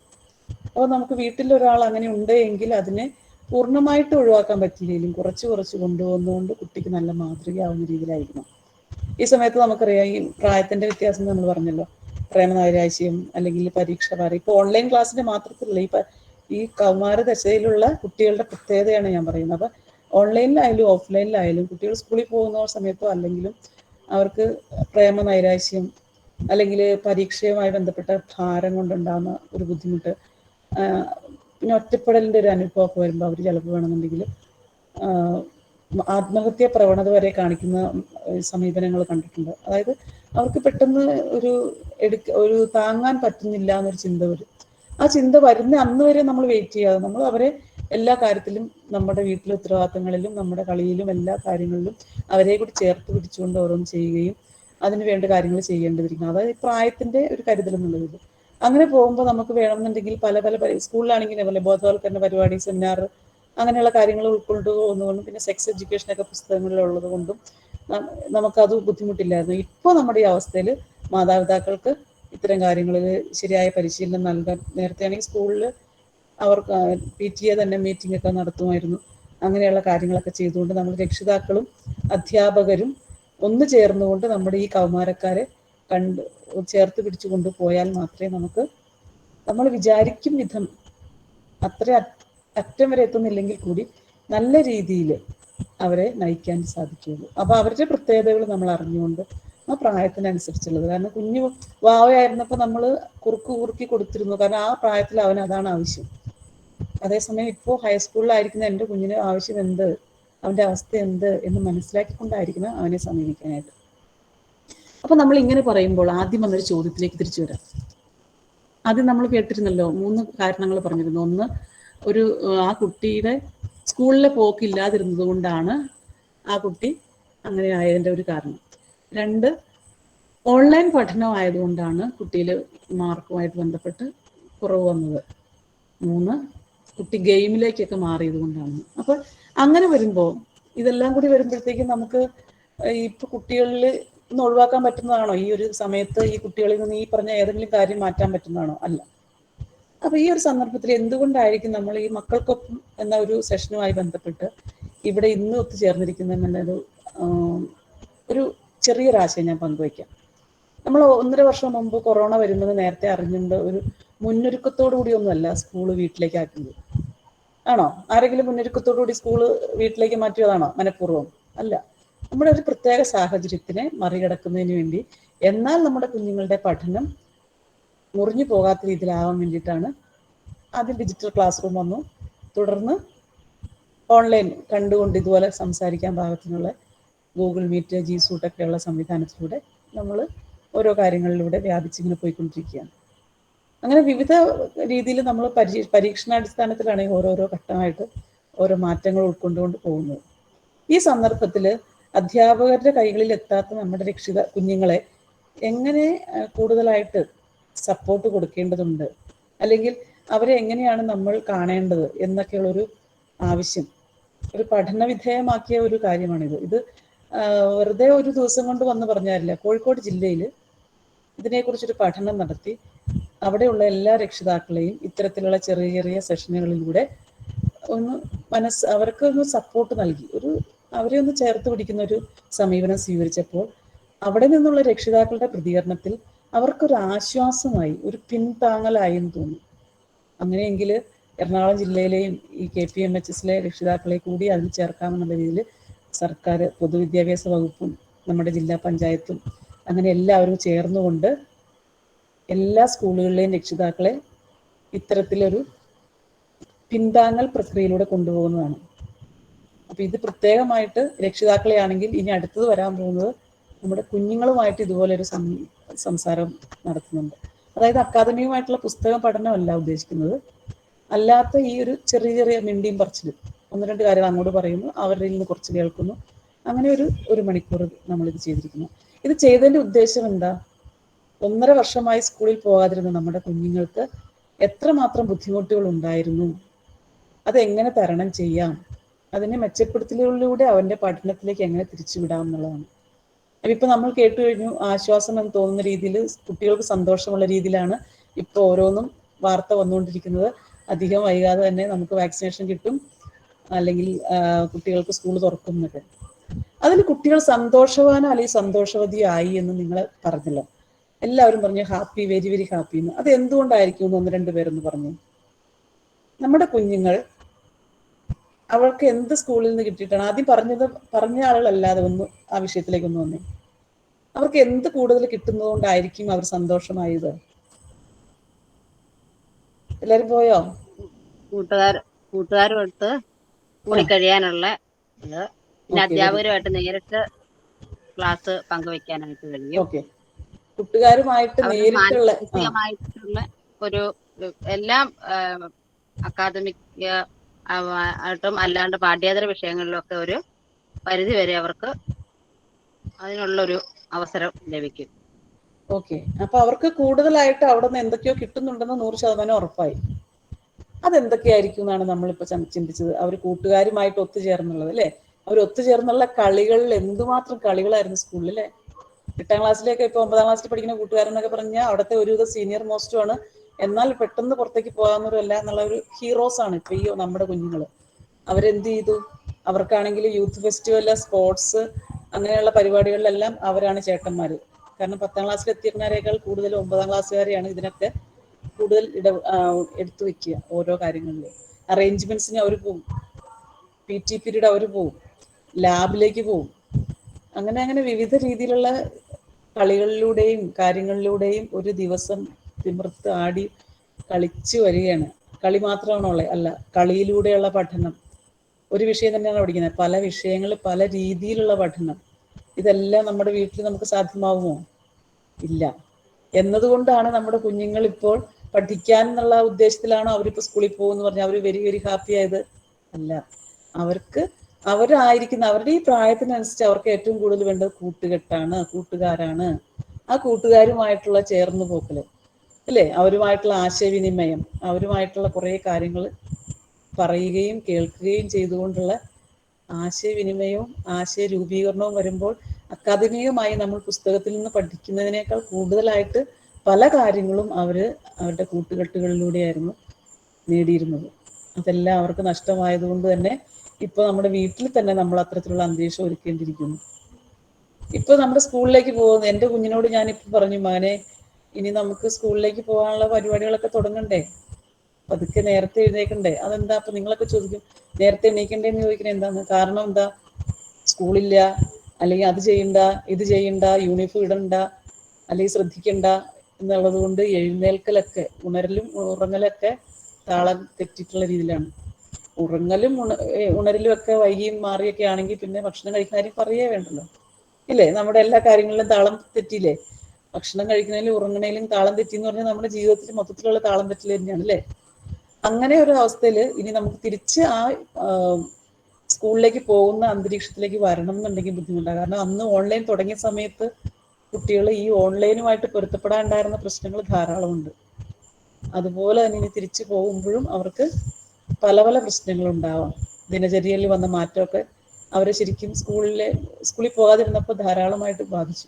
അത് തിരിച്ചു കൊണ്ടുവരണം. സ്കൂളിലേക്ക് പോകുന്ന സമയത്തൊക്കെ ആയിരുന്നെങ്കിൽ അവർക്ക് രാവിലെ എഴുന്നേക്കാതെ വഴിയില്ല, അവരുടെ കാര്യങ്ങൾ ചെയ്യണം. അപ്പൊ അങ്ങനെ ഒരു സംഭവം ഇപ്പം ഇല്ലാത്തവര് ഇനിയിപ്പോൾ സ്കൂൾ തുറന്നാലും ഷിഫ്റ്റ് സമ്പ്രദായമൊക്കെ ആയിരിക്കും. അപ്പൊ നമ്മൾ എന്ത് ചെയ്യണം? ഇതെല്ലാം നമ്മുടെ വീട്ടിൽ അതിനനുസരിച്ച് ക്രമീകരിക്കാൻ പറ്റണം. അപ്പൊ നമുക്ക് ഈ പോകുന്ന സമയത്തും പോകണ്ടാത്ത സമയത്തും ഒക്കെ അവർക്ക് അതിനോട് പൊരുത്തപ്പെട്ടു പോകാൻ പാകത്തിന് ശാഠ്യത്തോടു കൂടി അല്ലാതെ നമ്മൾ അവരെ നയിക്കേണ്ടിയിരിക്കുന്നു. ഇത് കൂടാതെ തന്നെയാണ് നമുക്ക് ചിലരെങ്കിലും വീട്ടിലിരുന്നപ്പോൾ വിശപ്പൊക്കെ ധാരാളം ഉണ്ടായിരുന്നു ഇല്ലേ? ധാരാളം വിശപ്പുള്ള ഒരു പൊണ്ണത്തടിയായി, അല്ലാത്തവരാണെങ്കിൽ ശുഷ്കിച്ചു വന്നു. അതായത് അവർ ഭക്ഷണം കഴിക്കാൻ പോലും തിരക്കാണ്, അല്ലെങ്കിൽ പറ്റില്ല, അല്ലെങ്കിൽ വേണ്ട, മടിയാണ്. കാരണം ആ സമയവും കൂടി മെഷീനുമായിട്ട് ബന്ധപ്പെട്ട് കുറേ കാര്യങ്ങൾ ചെയ്യാം എന്നൊക്കെയുള്ള രീതിയിലൊക്കെ ആയിരുന്നു. അതുകൊണ്ട് തന്നെ നമ്മൾ ഈ സമയത്ത് ഇപ്പൊ നമ്മുടെ കുഞ്ഞുങ്ങൾ നമ്മുടെ കൂടെ ഉണ്ട്. ഇത്ര നാൾ ഉണ്ടായിരുന്നെങ്കിലും നമ്മൾ ശ്രദ്ധിച്ചിരുന്നുവെങ്കിലും കുറച്ചുകൂടി മെച്ചപ്പെടുത്തലോടുകൂടി അവരുടെ ഭക്ഷണക്രമം, അല്ലെങ്കിൽ അവർക്ക് കളികൾ, ധാരാളമായ കളികളിലൂടെ അവരെ കൊണ്ടുപോകണം. ശാരീരിക വ്യായാമം കിട്ടുന്ന കളികളിലൂടെ കൊണ്ടുപോകണം. ആ കളികളിലൂടെ അവർ കഴിക്കുന്ന ഭക്ഷണവും ഇതുമായിട്ടൊരു താതാത്മ്യം പ്രാപിച്ചുകൊണ്ട് അവർക്ക് വേണ്ടും വിധം അവരെ ഒരുക്കാൻ പറ്റണം. കാരണം നമ്മൾ കണ്ടു കഴിഞ്ഞു കൗമാരക്കാരുടെ പ്രത്യേകതയിൽ അവരുടെ ശാരീരിക വളർച്ചയുടെ കാലം കൂടിയാണ്. ഹോർമോണിന്റെ നല്ല രീതിയിലുള്ള വളർച്ച ആ സമയത്താണ്. അതുകൊണ്ട് തന്നെ അതിന് ഉതകുന്ന രീതിയിലുള്ള ഭക്ഷണം നമ്മൾ തയ്യാറാക്കി കൊടുക്കണം. കൂടുതൽ ചൂടാക്കി, അത് ഇപ്പോൾ പ്രത്യേകിച്ച് കൊറോണ കാലമായതുകൊണ്ട് നമ്മൾ തണുത്ത ഭക്ഷണം പൊതുവിൽ ഒഴിവാക്കുക, ഫ്രിഡ്ജിലൊക്കെ വെച്ചിട്ടുള്ള ഭക്ഷണ ക്രമീകരണങ്ങളൊക്കെ കുറയ്ക്കുക. സാധ്യമെങ്കിൽ ആവുമെങ്കിൽ അന്നുള്ള ഭക്ഷണം തന്നെ അന്ന് കഴിക്കാൻ പാകത്തിന് നമ്മൾ കുഞ്ഞുങ്ങളെ ഒരുക്കിയെടുക്കുക. അവർക്ക് താല്പര്യമുള്ള രീതിയിൽ അവരുടെ നമ്മുടെ വീട്ടിലെ അന്തരീക്ഷത്തിൽ അവർക്ക് ഇഷ്ടമുള്ള രീതിയിൽ ഭക്ഷണങ്ങൾ ഉണ്ടാക്കാനും ചേർത്ത് പിടിച്ചുകൊണ്ട് അവരുകൂടി ഉണ്ടാക്കിയ ഭക്ഷണം നമ്മൾ ഒരുമിച്ച് കഴിക്കാനുള്ള ഒരു സമീപനം ഉണ്ടായാൽ അവർക്കൊരു പ്രത്യേകമായിട്ടുള്ളൊരു ഉണർവ് കിട്ടും. അപ്പോൾ ശാരീരികവും വൈകാരികവും മാനസികവും അങ്ങനെ സപ്പോർട്ട് കിട്ടിക്കൊണ്ടുള്ള രീതിയിലുള്ള വളർച്ചയാകുമ്പോൾ ആകമാനമുള്ളൊരു വളർച്ചയാവും. ഇനിയിപ്പോൾ നമുക്ക് കുട്ടികളിൽ ഞാനിപ്പോൾ ഇവിടെ ഇത് പറയുമ്പോൾ പോലും എത്ര നന്നായിട്ട് നിങ്ങളോട് സംസാരിക്കാം, എത്രമാത്രം വാചാലമാകാം, ഞാൻ എത്ര നന്നായി ചെയ്തു എന്ന് വേറൊരാൾ പറയണം എന്നുള്ള ആ ഒരു ചിന്തയായിരിക്കും എന്നെ നയിക്കുക. അങ്ങനെ ഒരു അംഗീകാരം, ഒരു പ്രോത്സാഹനം അല്ലെങ്കിൽ ഒരു ആഗ്രഹം ഉള്ളിലുള്ളത് കൊണ്ട് അത് കിട്ടണം എന്നുള്ള ആഗ്രഹത്താലായിരിക്കും ഞാനിങ്ങനെ പിന്നെ എൻ്റെ എല്ലാ കാര്യങ്ങളും അതുമായിട്ട് ബന്ധപ്പെട്ടായിരിക്കും. അതുപോലെ സ്കൂളിൽ പോകുമ്പോൾ കുട്ടികൾക്കാണെങ്കിൽ ധാരാളം കാര്യങ്ങളിലൂടെ ഇപ്പോൾ ടീച്ചർ ചോദ്യത്തിന് ഉത്തരം പറഞ്ഞാൽ വെരി ഗുഡ്, ഇപ്പോൾ ഓൺലൈനിലായതുകൊണ്ട് തരുന്നുണ്ടെങ്കിൽ കൂടി ഒരു ജൈവമായിട്ടുള്ള രീതിയിൽ ഒരു നല്ല ഉറച്ച ജീവനുള്ള ഒരു പ്രോത്സാഹനം കിട്ടും ആ സമയത്ത്, ഇല്ലേ? പിന്നെ എന്തെങ്കിലും പ്രത്യേകമായിട്ട് ചെയ്യുകയോ അല്ലെങ്കിൽ പ്രത്യേകമായിട്ടുള്ള അവസ്ഥകൾ ഉണ്ടാകുമ്പോഴൊക്കെ പ്രോത്സാഹനം കിട്ടും.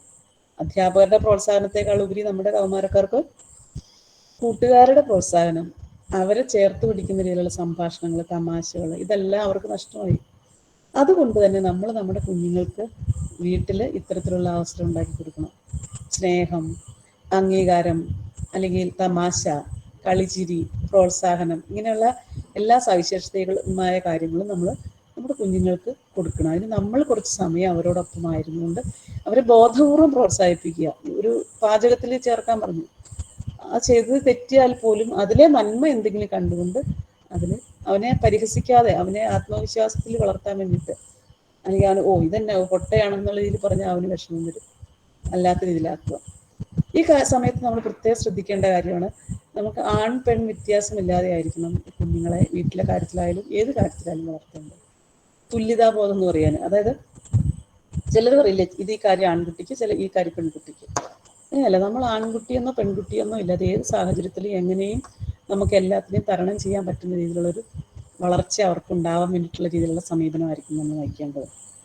അതുകൊണ്ട് തന്നെ വീട്ടിലെ ജോലിയിൽ പോലും ആൺകുട്ടിയെന്നോ പെൺകുട്ടിയെന്നോ വ്യത്യാസമില്ലാതെ എല്ലാ കാര്യവും എല്ലാവർക്കും കൊടുക്കുക, എല്ലാ ഉത്തരവാദിത്തങ്ങളും എല്ലാവരും ഏൽപ്പിക്കുക, നമ്മളൊന്ന് മോണിറ്റർ ചെയ്യുക.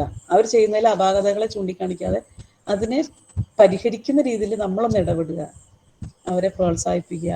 അത്തരത്തിലുള്ള കാര്യങ്ങൾ നമ്മൾ ചെയ്തു കഴിഞ്ഞാൽ, ഇന്നിപ്പോൾ സ്കൂളിൽ പോകുന്നില്ല, നമ്മുടെ കൂടെ ഉണ്ട്, ഇനി നമുക്ക് ചെയ്യാം. തുടർന്ന് സ്കൂളിൽ പോയി തുടങ്ങുന്നു, അല്ലെങ്കിൽ തിരികെ വരുന്നു, കുറച്ച് ബ്രേക്ക് ഇടും, അല്ലെങ്കിൽ ഷിഫ്റ്റ് സിസ്റ്റം വരുന്നു, അന്നേരമൊക്കെ ആണെങ്കിലും ഇതിനോട് രണ്ടിനോട് ചേർന്ന് പോകുന്ന വിധത്തിലായിരിക്കും നമ്മൾ അവരെ കാണേണ്ടത്. അവരുടെ ആശയവിനിമയങ്ങളൊക്കെ കുറഞ്ഞു എന്ന് പറയാം. അങ്ങനെ കൂട്ടുകാരുമായിട്ടുള്ള സംഭാഷണത്തിലൊക്കെ ഈ പ്രായത്തിൽ പ്രത്യേകിച്ച് അവരുടെ കൂട്ടുകാരുമായിട്ടുള്ള ഗ്രൂപ്പ് കോള് പ്രോത്സാഹിപ്പിക്കുക. അവരുടെ അധ്യാപകരും രക്ഷിതാക്കളും നമ്മളെല്ലാവരും കൂടി ഒരു ടീമായിട്ട് ഇടയ്ക്കെങ്കിലും ആശയം പങ്കുവയ്ക്കുക. ആ പങ്കുവയ്ക്കുന്ന സമയം അക്കാദമികമായ പഠനത്തിൻ്റെ കാര്യങ്ങൾ പറയാതെ, വെറും നിസ്സാരമെന്ന് നമുക്ക് തോന്നുമെങ്കിലും വളരെ ഫലം കിട്ടുന്നതാണ് സാധാരണ രീതിയിലുള്ള സംഭാഷണങ്ങൾ നടത്തുക, രക്ഷിതാവും അധ്യാപകരും ടീം. അപ്പോൾ ആ സമയം നമുക്ക് ഈ കുട്ടിയുടെ നല്ല വശങ്ങൾ ചൂണ്ടിക്കാണിച്ചുകൊണ്ട് അവരുടെ പോരായ്മകളെ പരിഹരിക്കാൻ വേണ്ടിയിട്ടുള്ള രീതിയിലൊന്ന് ആശയവിനിമയം നടത്താം. അപ്പോൾ അവരുടെ അക്കാദമികമായ കാര്യങ്ങളിലേക്ക് ഉയർച്ച വരുത്താനുള്ള ടീച്ചറിൻ്റെ സ്വാധീനം ചെലുത്താൻ പറ്റും. അല്ലാത്ത പക്ഷം നമ്മൾ ടീച്ചറുമായിട്ട് വിളിച്ച് വർത്താനം പറയുമ്പോൾ ടീച്ചർ നമ്മുടെ കുട്ടിയെ കേൾക്കാതെ ആയിരിക്കും, കുട്ടി ഇല്ലാത്ത സമയത്തായിരിക്കും. അപ്പോൾ കുട്ടിക്ക് തന്നെ സംശയമായിരിക്കും, അമ്മ എന്തോ അല്ലെങ്കിൽ അച്ഛൻ എന്തോ പറഞ്ഞിട്ടുണ്ടാവും പറയും. ഇപ്പം ആദ്യം സംസാരിച്ച് ഞാൻ ഉദാഹരണമായിട്ടൊരു പറഞ്ഞല്ലോ ഒരു കൂട്ടുകാരൻ്റെ കാര്യം. അവിടെ സംഭവിച്ചത് കൂട്ടുകാരനല്ല, ഒരുമിച്ചല്ല ഇത് കേൾക്കുന്നത്, അധ്യാപികയും അമ്മയും അല്ലെങ്കിൽ അച്ഛനും കൂടിയാണ് ഇതിനെക്കുറിച്ചൊക്കെ ആശയങ്ങൾ പങ്കുവയ്ക്കുന്നത്. പക്ഷെ അതേസമയം ആ കുട്ടിയെ കൂടി ചേർത്തുകൊണ്ട് ഇവർ ആശയങ്ങൾ പങ്കുവച്ചാൽ ഇത് എന്തുകൊണ്ട് എന്ന് 3 പേരും കൂടി ഒന്ന് വിശകലനം ചെയ്താൽ പല സന്ദർഭങ്ങളെയും നമുക്ക് ലഘൂകരിച്ചു കൊണ്ടുപോകാൻ പറ്റും. വളരെ സങ്കീർണതയിൽ പോകുന്ന കാര്യങ്ങളെല്ലാം നമുക്ക് കുറയ്ക്കാൻ കഴിയും. അതുപോലെ നമ്മൾ ഈ 8ാം ക്ലാസ്സിൽ പഠിക്കുന്ന അല്ലെങ്കിൽ 9ാം ക്ലാസ്സിൽ പഠിക്കുന്ന ഈ കൗമാരക്കാരൻ്റെ പഠനം, നമ്മൾ ആദ്യം പറഞ്ഞല്ലോ ഗെയിമിലേക്ക് പോകുന്നു എന്ന് പറയുന്നു. അല്ലെങ്കിൽ ഗെയിം നമുക്ക് ഒഴിവാക്കാൻ പറ്റില്ലല്ലോ, തീർച്ചയായിട്ടും അത് അവരുടെ കൂട്ടത്തിലുണ്ടാവും. പിന്നെ ഓൺലൈൻ ക്ലാസ്സും ഓൺലൈൻ അല്ലെങ്കിൽ ഡിജിറ്റൽ രീതിയിലുള്ള കാര്യങ്ങളെല്ലാം നമ്മുടെ കൂടപ്പുറപ്പായിട്ട് ഇനിയും ഉണ്ടാവും. അതിൽ നിന്നൊരു മാറ്റം നമ്മൾ പ്രതീക്ഷിക്കണ്ട. പക്ഷെ അതിനെ എത്രമാത്രം കുട്ടികൾക്ക് ഫ്രണ്ട്ലി ആക്കിക്കൊണ്ട് കുട്ടികൾക്ക് പ്രയോജനപ്പെടുത്താവുന്ന രീതിയിലാക്കി അവരുടെ അക്കാദമിക തലത്തിലേക്ക് അതിനെ ബന്ധിപ്പിക്കാൻ കഴിയുമെന്നാണ് നമ്മൾ ആലോചിക്കേണ്ടത്. അപ്പൊ കൂടുതൽ സമയം കളിക്കുന്ന ഒരു കുട്ടി ഒരു ഗെയിം തന്നെ കളിക്കുകയാണെങ്കിൽ അവന്റെ ബുദ്ധിപരമായ പല കാര്യങ്ങളും ആ ഗെയിം കളിയിലൂടെ നടക്കുന്നുണ്ട്. അന്ന് നാളെ തുടങ്ങിയിട്ട് എൻ്റെ മുന്നിൽ ഗെയിം കളിച്ചാൽ മതിയെന്നോ അല്ലെങ്കിൽ ടീച്ചർ ഇത് പറഞ്ഞിട്ട് പോവാം, എൻ്റെ കുട്ടിക്ക് അതല്ല എന്നുള്ളത്. നമ്മൾ അതിന് ഒരു അല്പസമയം കൊടുക്കുക. അത് വേണ്ട എന്ന് മുറിച്ചു നിർത്തുമ്പോഴാണ് ഇതിന് അപകടമാകുന്നത്. കുറച്ച് സമയം അതിന് കൊടുക്കുക. ഇനി ഈ മെഷീനെ തന്നെ അവരുടെ പഠനത്തിലേക്ക് ഉപകരിക്കുന്നതാവുക. ഇപ്പോൾ എല്ലാ വിഷയത്തിനും പ്രോജക്റ്റ് വർക്കുകളൊക്കെ ഉണ്ട്. അപ്പോഴൊക്കെ ഈ സിസ്റ്റം യൂസ് ചെയ്തുകൊണ്ട് ഫോണോ അല്ലെങ്കിൽ ടാബോ മൊബൈലോ ഒക്കെ ഉപയോഗിച്ചുകൊണ്ട് അവർക്ക് വേണ്ട വിധം ആശയങ്ങൾ ഗൂഗിൾ സെർച്ച് കൊടുത്ത് കളക്ട് ചെയ്യാൻ, അതിനെ പ്രോജക്റ്റ് മോഡലിലേക്ക് അത് എങ്ങനെ പ്രസന്റ് ചെയ്യാം, പവർ പോയിന്റിലാക്കി കൊടുക്കാൻ വേണമെങ്കിൽ പഠിക്കുന്ന കാര്യങ്ങൾ നമ്മൾ കുഞ്ഞ് നോട്ടുണ്ടാക്കി പഠിക്കുന്ന പോലെ തന്നെ അത് കമ്പ്യൂട്ടറിൽ തന്നെ ഈ ആപ്ലിക്കേഷൻസ് ഉപയോഗിച്ച് ചെയ്യാനുള്ള ഒരു സജ്ജീകരണം ചെയ്തു കൊടുക്കാൻ അവരോടൊപ്പം നമ്മൾ നിൽക്കുക. പിന്നെ അവർ തനിയെ അതെല്ലാം ചെയ്തോട്ടെ എന്നുള്ള രീതിയിലല്ല, നമ്മൾക്ക് ആവും വിധം നമ്മുടെ സമയം കണ്ടെത്തി അവർ ചെയ്യുന്നതൊക്കെ കൂടെ ഒന്ന് ചെയ്ത് കണ്ടു നമുക്കറിയില്ലെങ്കിൽ കൂടി അറിയാൻ ശ്രമിക്കുകയും നമുക്കറിയാവുന്ന കാര്യം അവരെ കൂടി പഠിപ്പിച്ചുകൊണ്ടുള്ള രീതിയിൽ പോവുകയാണെന്നുണ്ടെങ്കിൽ എന്തായാലും ഒരു റൂമിൽ തന്നെ ഒരാൾ മൊബൈലുമായിട്ടിരിക്കുന്നു അല്ലെങ്കിൽ അവർ പഠനവുമായി ബന്ധപ്പെട്ട് ഒതുങ്ങി എന്നുള്ളത് മാറ്റിയിട്ട് നമ്മൾ കൂടി പഠിക്കുന്നു, നമ്മളെ കൂടി പഠിപ്പിക്കുന്നു എന്നുള്ള രീതിയിലേക്ക് ആക്കുക. അങ്ങനെ വരുമ്പോൾ നമ്മുടെ ഈ കുഞ്ഞുങ്ങളിൽ ഉണ്ടായിട്ടുള്ള ഏകാന്തത അല്ലെങ്കിൽ ദേഷ്യം, ബോറടി അങ്ങനെയുള്ള കാര്യങ്ങളൊന്നും അധികമായിട്ടും ഉണ്ടാവില്ല. അത് കുറയ്ക്കാൻ പറ്റും. നമുക്ക് ഒറ്റയ്ക്ക് ഇരിക്കണം എന്നുള്ള ചിന്ത വരുന്നു. ഇപ്പൊ പല കേസുകളും നമ്മൾ ഇപ്പൊ പഠന വിധേയമാക്കി പല കാര്യങ്ങളും നമ്മൾ നോക്കുമ്പോൾ കുട്ടികളിൽ ഈ സമയത്ത് ഈ 1.5 വർഷക്കാലത്തിൽ ഓൺലൈൻ വിദ്യാഭ്യാസത്തിലൂടെ അല്ലെങ്കിൽ വീട്ടിലകപ്പെട്ട ഒരു സ്ഥിതി ആയതുകൊണ്ട് തന്നെ സാമൂഹികവൽക്കരണം എന്നൊരു പ്രോസസ്സിലൂടെ എല്ലാവരും പോകുന്നത്. ശരിയായ രീതിയിലുള്ള സാമൂഹികവൽക്കരണം നടക്കുന്നുണ്ടെങ്കിൽ ആശയവിനിമയം നടത്തണം. ആശയവിനിമയം എന്ന് പറഞ്ഞാൽ ഒരു മെഷീനിലൂടെ മാത്രം പോരാ. കുട്ടികൾക്ക് സ്കൂളിൽ നിന്ന് നഷ്ടമായിട്ടുണ്ടായിരുന്ന എല്ലാ കാര്യങ്ങളും ഒരുമിച്ച് വരണം. അതെല്ലാം കിട്ടുന്നില്ലാത്തത് കൊണ്ടുണ്ടാകുന്ന ബുദ്ധിമുട്ടുകളെല്ലാം നമ്മൾ കൂട്ടുകാരായി നിന്നുകൊണ്ട്, നമ്മൾ അധ്യാപകരായിട്ട് നിന്നുകൊണ്ട്, രക്ഷിതാക്കളായിരിക്കണം അവർക്ക് പിന്താങ്ങം നൽകേണ്ടത്. അത് വരുമ്പോഴത്തേക്ക് അവർക്കൊരു അനിശ്ചിതത്വം, ഇനി എന്ന് സ്കൂളിൽ പോകാൻ പറ്റും, അല്ലെങ്കിൽ എൻ്റെ കളികളെല്ലാം നഷ്ടപ്പെട്ടു, അല്ലെങ്കിൽ എൻ്റെ അവസ്ഥ ഇങ്ങനെയായി, കൊറോണ പലർക്കും വന്നു, ആകുലത വരണം, പലർക്കും ഉത്കണ്ഠ ആകുലതയൊക്കെ വന്നിട്ടുണ്ട്. 10ാം ക്ലാസ്സിലെ മാർക്കുമായി ബന്ധപ്പെട്ടുള്ള ചിന്തകൾ വരുന്നുണ്ട്. രക്ഷിതാക്കൾക്കും അധ്യാപകർക്കും കുട്ടികൾക്കും എല്ലാം ബുദ്ധിമുട്ട് വരുന്നുണ്ട്. അപ്പോൾ ഒരു ടീമായിട്ടായിരിക്കണം ഈ കാര്യങ്ങളെല്ലാം നമ്മൾ ഫേസ് ചെയ്യേണ്ടത്. വീട്ടിലുള്ള ഓരോ കാര്യത്തിലും അവർ പഠിച്ചോട്ടെ, അല്ലെങ്കിൽ അവർ ഉപകരണത്തിന്റെ മുമ്പിലിരിക്കുമ്പോൾ അവർ മുഴുവൻ സമയം പഠിച്ചുകൊണ്ടിരിക്കുകയാണെന്നുള്ള ചിന്ത നമ്മൾ കൊടുക്കുക. നമ്മൾ പുറത്തേക്കും കൂടി അവരെ ഇറക്കുക. കൊറോണയാണ്, സാമൂഹ്യകാലം പാലിക്കണമെങ്കിൽ കൂടി പരമാവധി അവരെ മുറിയുടെ ഉള്ളിൽ തന്നെ ആക്കാതെ പുറത്തുള്ള പ്രകൃതിയിൽ നിന്നുള്ള കുറേ കാര്യങ്ങൾ അവർ സ്വായത്തമാക്കാൻ പറ്റണം. പിന്നെ ഈ കൗമാരകാലത്തിലുള്ള കുട്ടി അല്ലെങ്കിൽ 8ാം ക്ലാസ്സിലോ 9ാം ക്ലാസ്സിലോ പഠിക്കുന്ന കുട്ടിയെ ഇനി എന്ത് ചെയ്യുന്നു? പക്ഷെ നമ്മൾ ചെറിയ ചെറിയ രീതിയിൽ അവരെ എങ്ങനെയെങ്കിലും സൈക്കിൾ ചവിട്ടാനുള്ള പ്രേരണ കൊടുക്കാം, അല്ലെങ്കിൽ ഏതെങ്കിലും രീതിയിലുള്ള ഔട്ട്ഡോർ ഗെയിമുകൾ കൊടുക്കാം.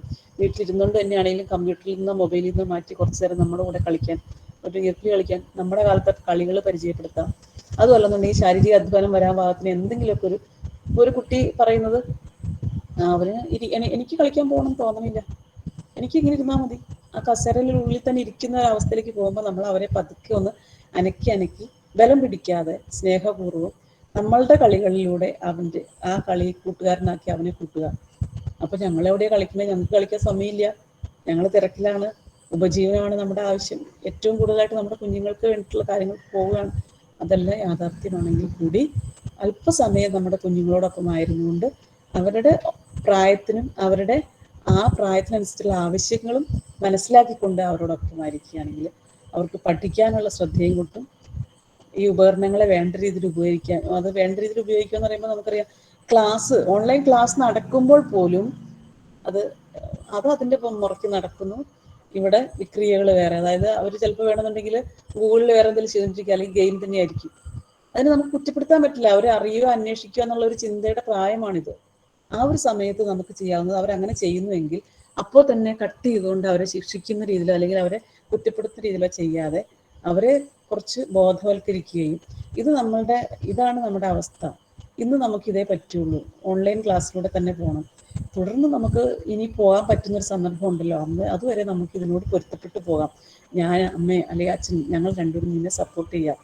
വീട്ടിലുള്ള എല്ലാവരെയും കൂടെ സപ്പോർട്ട് അവർക്ക് വേണം. അതായത് രക്ഷിതാക്കൾ എന്നുള്ള രീതിയിൽ പറയുമ്പോൾ അച്ഛനും അമ്മയും മാത്രമല്ല, ആ വീട്ടിലെ മുതിർന്നവരെല്ലാവരെയും കൂട്ടണം, താഴെയുള്ളവരെയും കൂട്ടണം തന്നെ ഞാൻ പറയും. ഒരു ടീമായിരിക്കണം വീട്ടിലുള്ള. കാരണം സബ്ജക്ട് ടീച്ചേഴ്സ് പലരാണ്, സ്കൂളിൽ പലരും ഉണ്ടാവില്ലേ, ക്ലാസ് പ്യൂൺ മുതൽ അല്ലെങ്കിൽ ഉച്ചയ്ക്ക് ഭക്ഷണം ഉണ്ടാക്കുന്ന അമ്മ മുതൽ എല്ലാവരുമായിട്ടുള്ള ഒരു ടീമാണ് സ്കൂളിൽ പോയിരുന്നത്. അതുപോലൊരു അന്തരീക്ഷം നമുക്ക് വീട്ടിലുണ്ടാക്കാൻ ശ്രമിക്കുമ്പോൾ അവർക്ക് ഹോംവർക്ക് അല്ലെങ്കിൽ പഠനഭാരം അല്ലെങ്കിൽ ബോറടി അങ്ങനെ ഇങ്ങനെയുള്ള എല്ലാം നമുക്ക് ഈ വീട്ടിൽ നിന്ന് തന്നെ കുറച്ചൊക്കെ പരിഹരിക്കാൻ പറ്റും. അതുകൂടാതെ നമുക്ക് ഇവരുടെ ഉപകരണങ്ങളുടെ ഈ ഉപയോഗം വളരെ ദോഷമായി വരുമ്പോൾ അത് എത്രമാത്രം ദോഷമുണ്ടെന്ന് അവനെ പറഞ്ഞ് മനസ്സിലാക്കി കൊടുക്കണം. അല്ലെങ്കിൽ അവനെ എന്ന് പറയുമ്പോൾ ഞാൻ ഉദ്ദേശിക്കുന്നത് അവൻ മാത്രമല്ല, മക്കളെ, അവരുടെ കണ്ണിന് എത്ര ദൂരത്തിലാണ് അത് വച്ചിരിക്കുന്നത്, അല്ലെങ്കിൽ അവർ ഫുൾ ടൈം ഇതിനകത്ത് ഇരുന്ന് ചെയ്തുകൊണ്ടിരിക്കുകയാണോ, ഒരു 20 മിനിറ്റ് ഇടവേളയിലെങ്കിലും അവരെ അതിൽ നിന്ന് മാറ്റി ഒരു തട്ട് കൊടുത്തെന്ന് പറഞ്ഞു. തട്ടുക എന്ന് പറഞ്ഞാൽ ശാരീരികമായ തട്ടിനേക്കാൾ ഉപരി അവരുടെ ശ്രദ്ധ വേറെ ഒന്നിലേക്ക് നമ്മൾ ബോധപൂർവ്വം തിരിച്ചുവിടാൻ ശ്രമിക്കുക. അപ്പോൾ ഒട്ടുമുക്കാലും രക്ഷിതാക്കളും ചിലപ്പോൾ ജോലിക്കൊക്കെ പോകുന്നതിന്റെ ഭാഗമായിട്ട് ഈ കുട്ടികളുടെ പഠന സമയത്ത് കൂടെ ഉണ്ടായിരിക്കണം എന്നില്ല. അതുകൊണ്ട് തന്നെ അതിന് വേണ്ടിയിട്ടുള്ള എന്തെങ്കിലുമൊക്കെയുള്ള ശാസ്ത്രീയമായ പ്രക്രിയയിലൂടെ അവരെ കൊണ്ടുപോകണം. ആ സമയത്ത് അധ്യാപകർ പല രീതിയിലും വേണ്ട കാര്യങ്ങളൊക്കെ ഇപ്പൊ ചെയ്യുന്നുണ്ട്. നമ്മളുടെ റോളുകളിൽ നമ്മൾ ചെയ്യാനുള്ളതിൻ്റെ ആവശ്യം അവർ വേണ്ട രീതിയിൽ ഇത് നന്നായി വിനിയോഗിക്കാൻ ഉള്ള ഒരു സംവിധാനം ചെയ്തു കൊടുക്കുക. കുറച്ച് സമയങ്ങളിൽ നമ്മൾ അവരോടൊപ്പം ആയിരിക്കുക.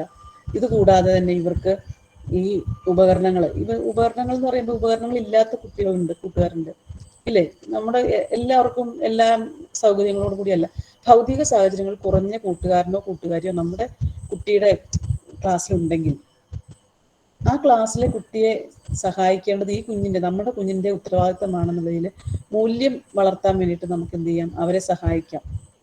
ഉപകരണങ്ങളുടെ ലഭ്യതയായിരിക്കും അവരുടെ കുറവ്, അതുമല്ലെന്നുണ്ടെങ്കിൽ നെറ്റിന്റെ പ്രശ്നം, അങ്ങനെ ഏത് രീതിയിലും നമ്മുടെ കൂട്ടുകാരെ സഹായിക്കാനുള്ളൊരു സമീപനം നമ്മൾ രക്ഷിതാക്കൾ ബോധപൂർവം ഈ സമയത്ത് ഉണ്ടാക്കിയെടുക്കണം. അപ്പോൾ നമ്മൾ വാല്യൂ എഡ്യൂക്കേഷൻ ഒന്നും പ്രത്യേകിച്ച് പുസ്തകം വഴി കൊടുക്കേണ്ട ആവശ്യം വരില്ല, അവർ സ്വയം ശീലിക്കുകയാണ്. ഇനി ഇതുപോലെ തന്നെയാണ് നേരെ തിരിച്ച്, എനിക്ക് ഇച്ചിരി ബുദ്ധിമുട്ടിലാണെങ്കിലും എൻ്റെ കുട്ടിയുടെ കൂട്ടുകാരനോ കൂട്ടുകാരിയോ ഏതെങ്കിലും രീതിയിൽ നമുക്ക് താങ്ങ് തരുമ്പോൾ നമ്മൾ അതിനകത്തൊരു അപകർഷതാബോധം അത് വേണ്ട. നമുക്ക് എല്ലാവർക്കും കൂടി ആയിട്ടാണ് ഇത് പ്രപഞ്ചത്തിലെല്ലാം സംവിധാനം ചെയ്തിരിക്കുന്നത് എന്നതുകൊണ്ട് എല്ലാവർക്കും വിറ്റു അല്ലെങ്കിൽ കൊടുത്തു എന്നുള്ളതല്ലെങ്കിൽ കൂടി അല്പം മാതൃകയാവാം, നല്ല മാതൃകകളായിട്ട് അങ്ങനത്തെയുള്ള പ്രവർത്തനങ്ങളിലൂടെ കുട്ടിയെ കാണിച്ചുകൊണ്ടായിരിക്കണം ഓരോന്ന് പഠിപ്പിക്കാൻ. അപ്പൊ അവരുടെ ഉള്ളിൽ അത് തനിയെ വരും. നമ്മൾ സ്കൂളിലൊക്കെ പോകുന്ന കൂട്ടുകാരൊക്കെ എന്താ ചെയ്യാറ്, ഓരോ കുട്ടികൾക്കും പലരും അങ്ങോട്ടും ഇങ്ങോട്ടും ഓരോന്നൊക്കെ കൊണ്ടേ കൊടുക്കും ഇല്ലേ? ഇപ്പൊ കഴിഞ്ഞ ദിവസം ഇറങ്ങിയ ഒരു ട്രോളാണ്, സ്കൂൾ തുറക്കാൻ പോകുന്നു, മാസ്ക് ധരിച്ചുകൊണ്ടാണ് കുട്ടികളെല്ലാവരും പോകേണ്ടത്, അതിനുള്ള ഒരു മാനദണ്ഡങ്ങളെല്ലാം ഇറങ്ങിക്കൊണ്ടിരിക്കുന്നു. അതിന്റെ ഭാഗമായിട്ട് മാസ്ക് വെച്ചപ്പോൾ വീട്ടിൽ നിന്ന് പറഞ്ഞു വിട്ട കൊണ്ടുപോയ മാസ്ക് അല്ല കുട്ടി തിരിച്ചു വന്നപ്പോൾ വെച്ചുകൊണ്ട് വന്നിരിക്കുന്നത്. നമ്മൾ എന്തുകൊണ്ടാണ് മാസ്ക് വയ്ക്കണം നിർബന്ധിച്ചത്? സാമൂഹിക അകലം പാലിച്ചുകൊണ്ട് ഈ കൊറോണയെ തടയാൻ വേണ്ടിയിട്ട് രണ്ടറ്റത്ത് ബെഞ്ചിലിരുത്തണമെന്നും മാസ്ക് ധരിക്കണമെന്നും അങ്ങനെയുള്ള നിഷ്കർഷകളൊക്കെ വെച്ച് സ്കൂളിലേക്ക് വിട്ട മഹാനും മഹതികളൊക്കെ എന്താ ചെയ്തേ, അവരുടെ കയ്യിലുണ്ടായിരുന്ന മാസ്ക് ഞാനിത് അലന് കൊടുത്തു, അലനത് മിന്നുവിന് കൊടുത്തു, അങ്ങനെ 5-6 പേര് മാറി ലാസ്റ്റ് വേറൊരു മാസ്ക് വെച്ചിട്ടാണ് വന്നിരിക്കുന്നത്. അവരെ സംബന്ധിച്ചുള്ള പങ്കുവയ്ക്കുക, അവര് പല രീതിയിൽ അങ്ങനെയൊക്കെ ചേർന്ന് പോകുന്നൊരവസ്ഥയാണ്.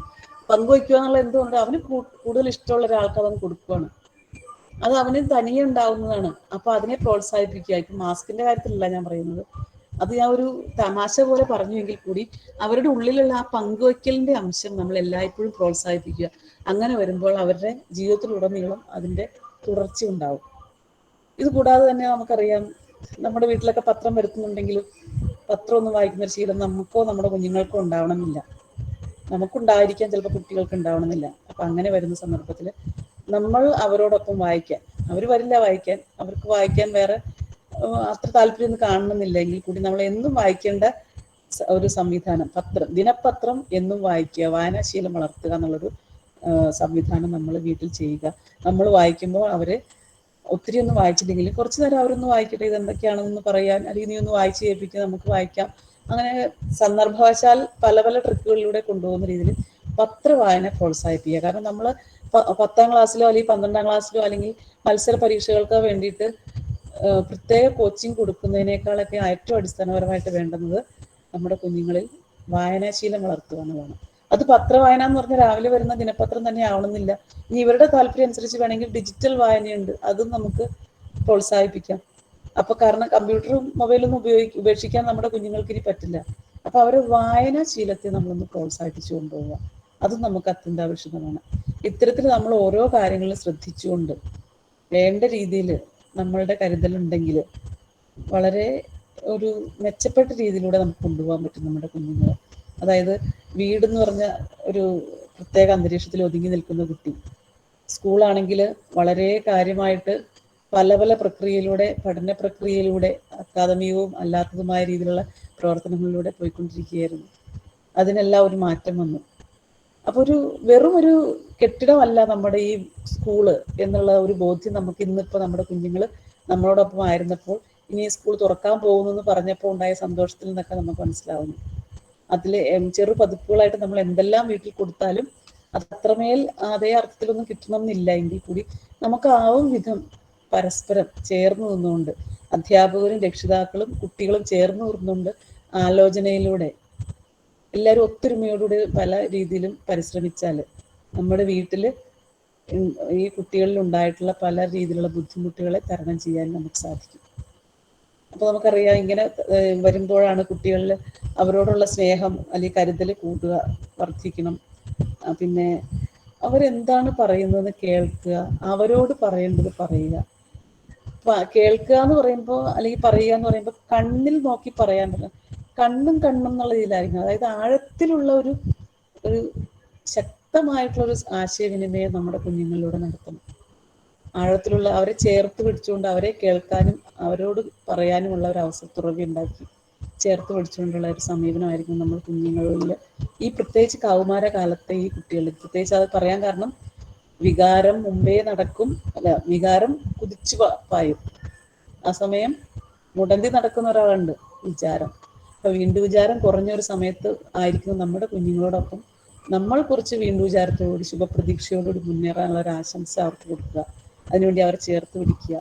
അത്തരത്തിലായിരിക്കണം നമ്മൾ നമ്മുടെ കുട്ടികളെ കൊണ്ടുപോകേണ്ടത്. അവർക്ക് വേണ്ടുന്ന വിധത്തിൽ അവരുടെ ബുദ്ധി ഏതാണോ കൂടുതൽ, അല്ലെങ്കിൽ അവർക്ക് എന്താണോ താല്പര്യം, അതിലേക്ക് അവരെ വഴിതെളിച്ചു വിടുന്നത്.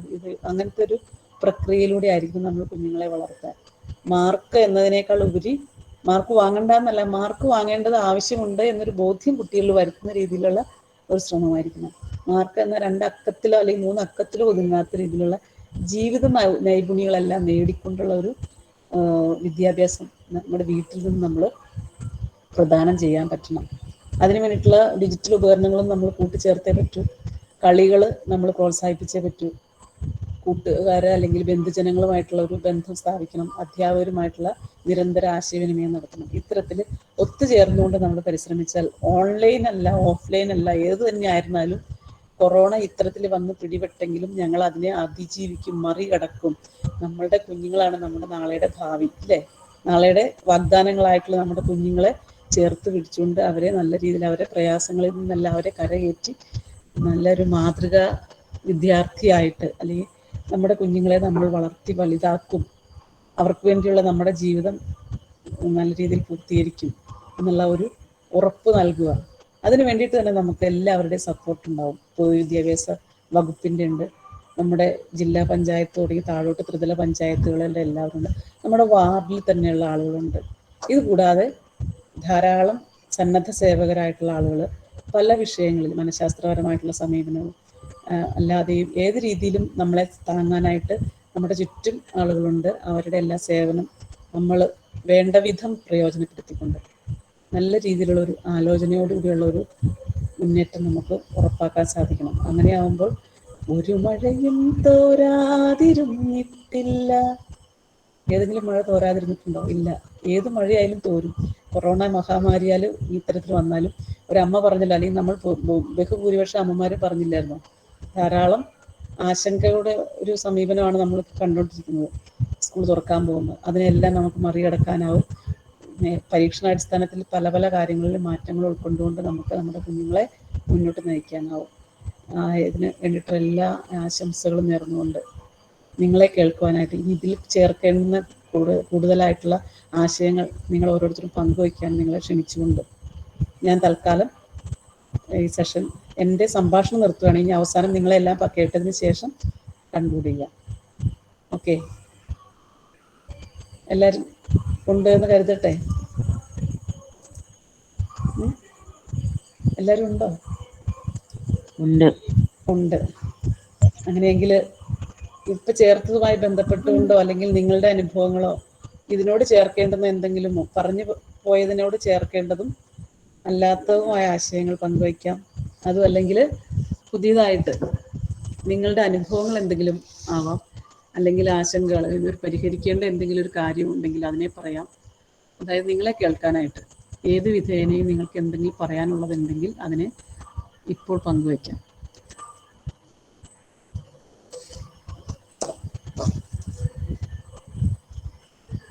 ആരും ഒന്നും പറയുന്നില്ല. സമയമായതുകൊണ്ടാണോ? 1 മണിക്കൂറായി എന്നുള്ളതുകൊണ്ടാണോ?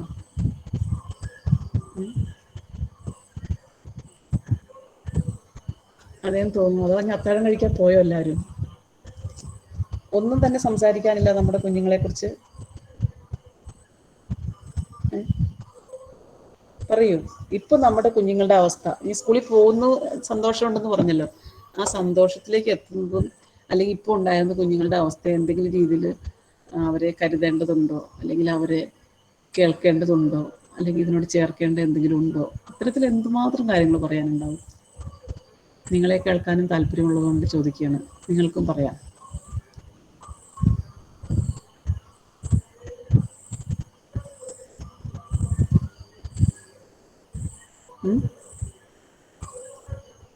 ഒന്നുമില്ല. അപ്പൊ ഞാൻ നോക്കൂ എല്ലാവരും ഇറങ്ങി.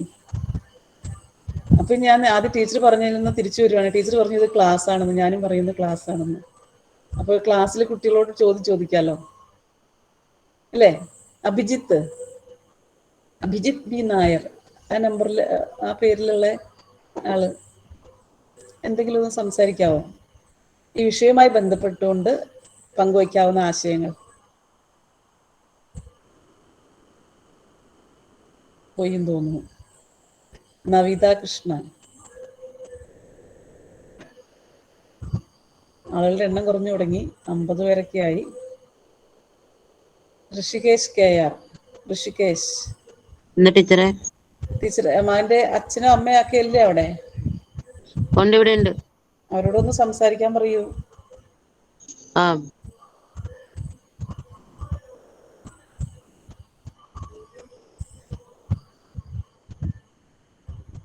ഇല്ല, ഋഷികേശിന്റെ പ്രതികരണം ഇല്ല. ഇനി ആരാ?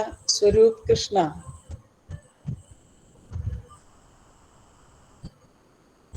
ആർക്കും ഒന്നും സംസാരിക്കാനില്ല. എന്നാ ആദ്യം സംസാരിച്ചിരുന്നവർ ആരെങ്കിലും ഉണ്ടെങ്കിൽ ഇനി അധികമായിട്ട് പറയാൻ എന്തെങ്കിലും ഉണ്ടെങ്കിൽ സംസാരിക്കൂ.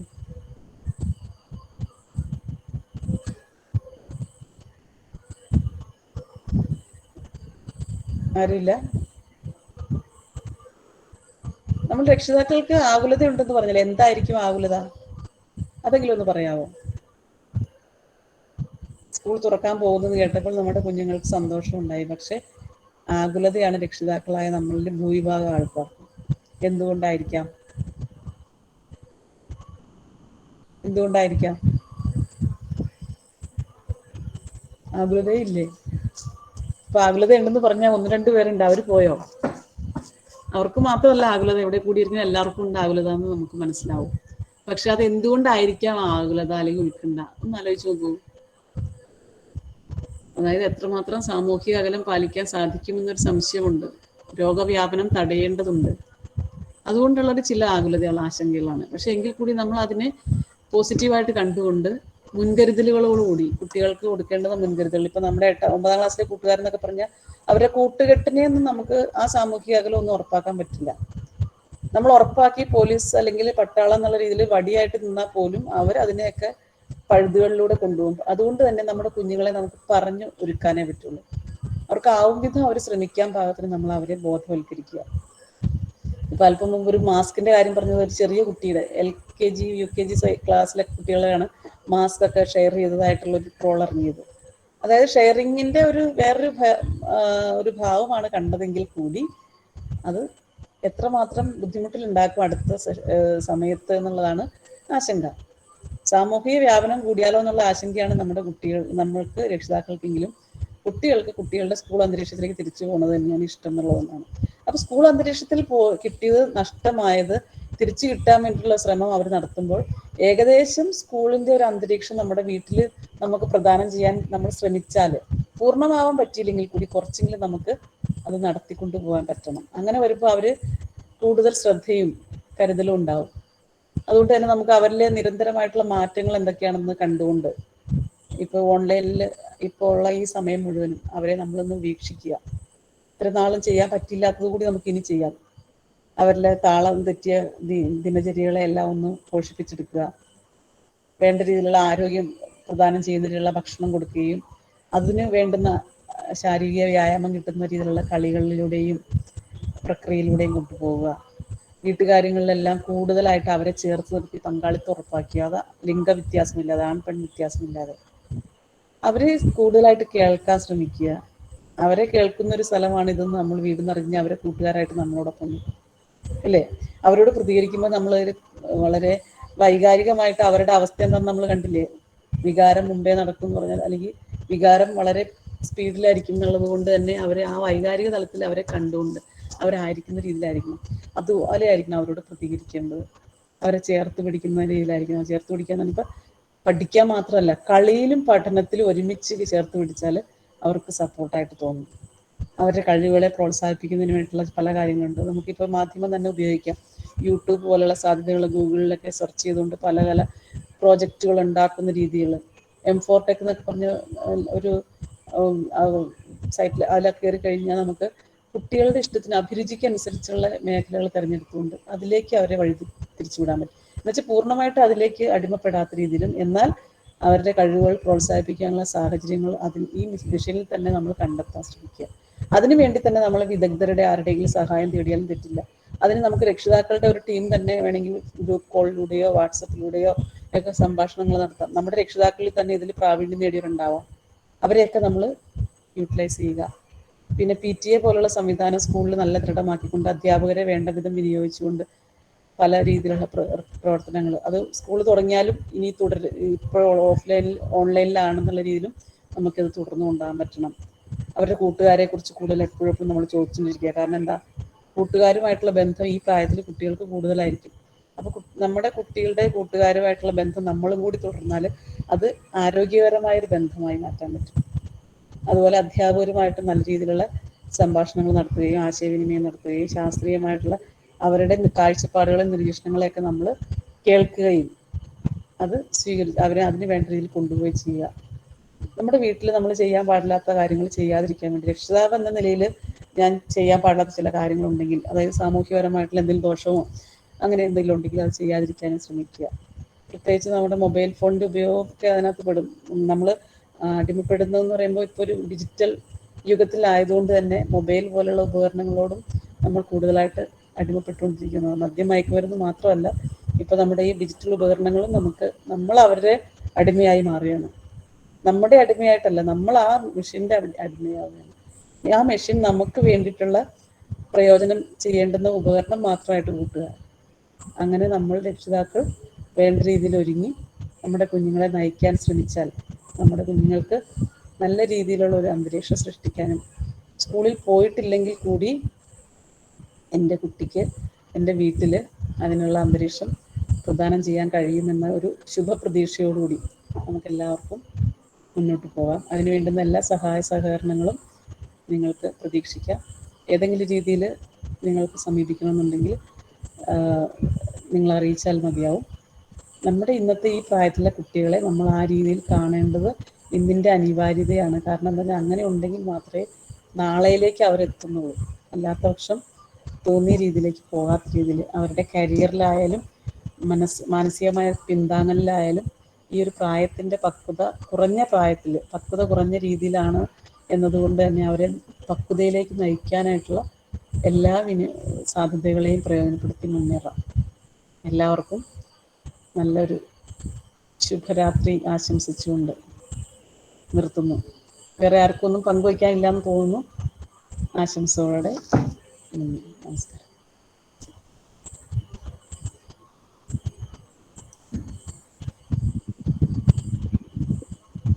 എല്ലാവർക്കും നമസ്കാരം.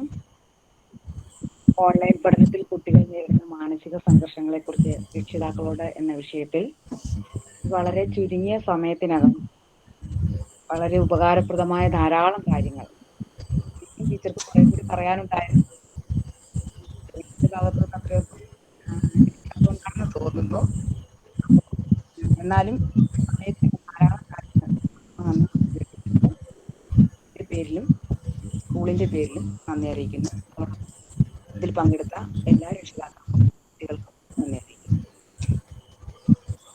ഇനി ഒരു കാര്യം, രക്ഷിതാക്കളുടെ ഈ ഒരു പരിപാടിയുമായി ബന്ധപ്പെട്ട കുറച്ച് അഭിപ്രായങ്ങൾ രേഖപ്പെടുത്താനായിട്ട് ഒരു ഗൂഗിൾ ഫോം ഉണ്ട്. നിങ്ങൾ രക്ഷിതാക്കൾ എല്ലാവരും, നമ്മുടെ വിമല ടീച്ചർ അത് ഗ്രൂപ്പിൽ സെൻഡ് ചെയ്ത് തരും.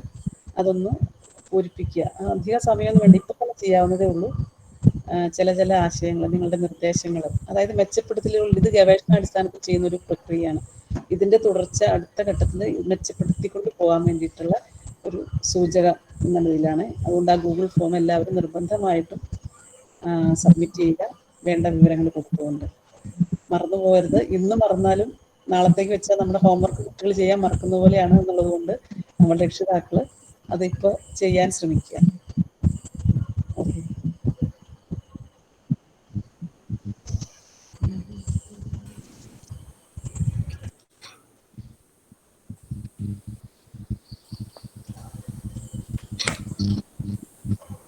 Okay. Okay, thank you teacher. Good night. Thank you teacher. Good night. Okay, എല്ലാവർക്കും ലെഫ്റ്റ് ആണ്. Thank you teacher. Thank you teacher. Teacher Vimala ടീച്ചറെ, എത്ര പേര് ഇതിനകത്ത് കേറിയെന്നറിയാവോ? അറിയിക്കാട്ടോ ടീച്ചർ, ഇപ്പൊ അറിയിക്കാം. ഒന്ന് വാട്സപ്പിൽ 66 ടീച്ചർ. ശരി.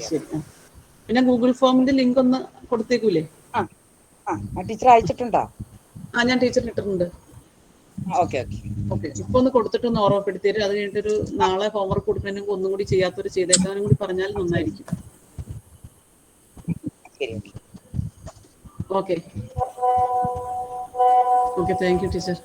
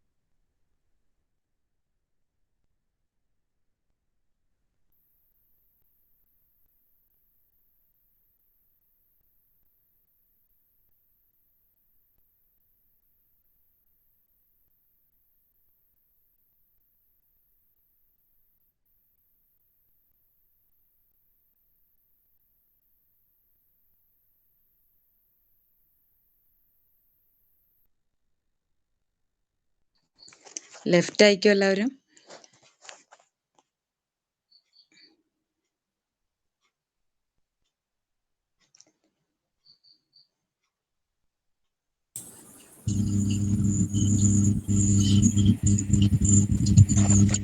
ടീച്ചറെ എനിക്കൊന്ന് സെൻഡ് ചെയ്തേക്കണേ ഗൂഗിൾ ഫോം. അപ്പൊ അയക്കാട്ടോ കേട്ടോ ടീച്ചറെ?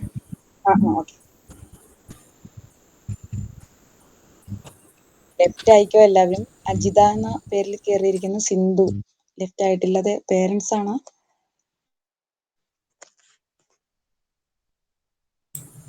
അത് അജിത മാഡം, ടീച്ചറാണ്. Teacher 2 ID കയറിയായിരുന്നു. ടീച്ചർ ഓഫ് ആക്കിയിട്ടില്ല.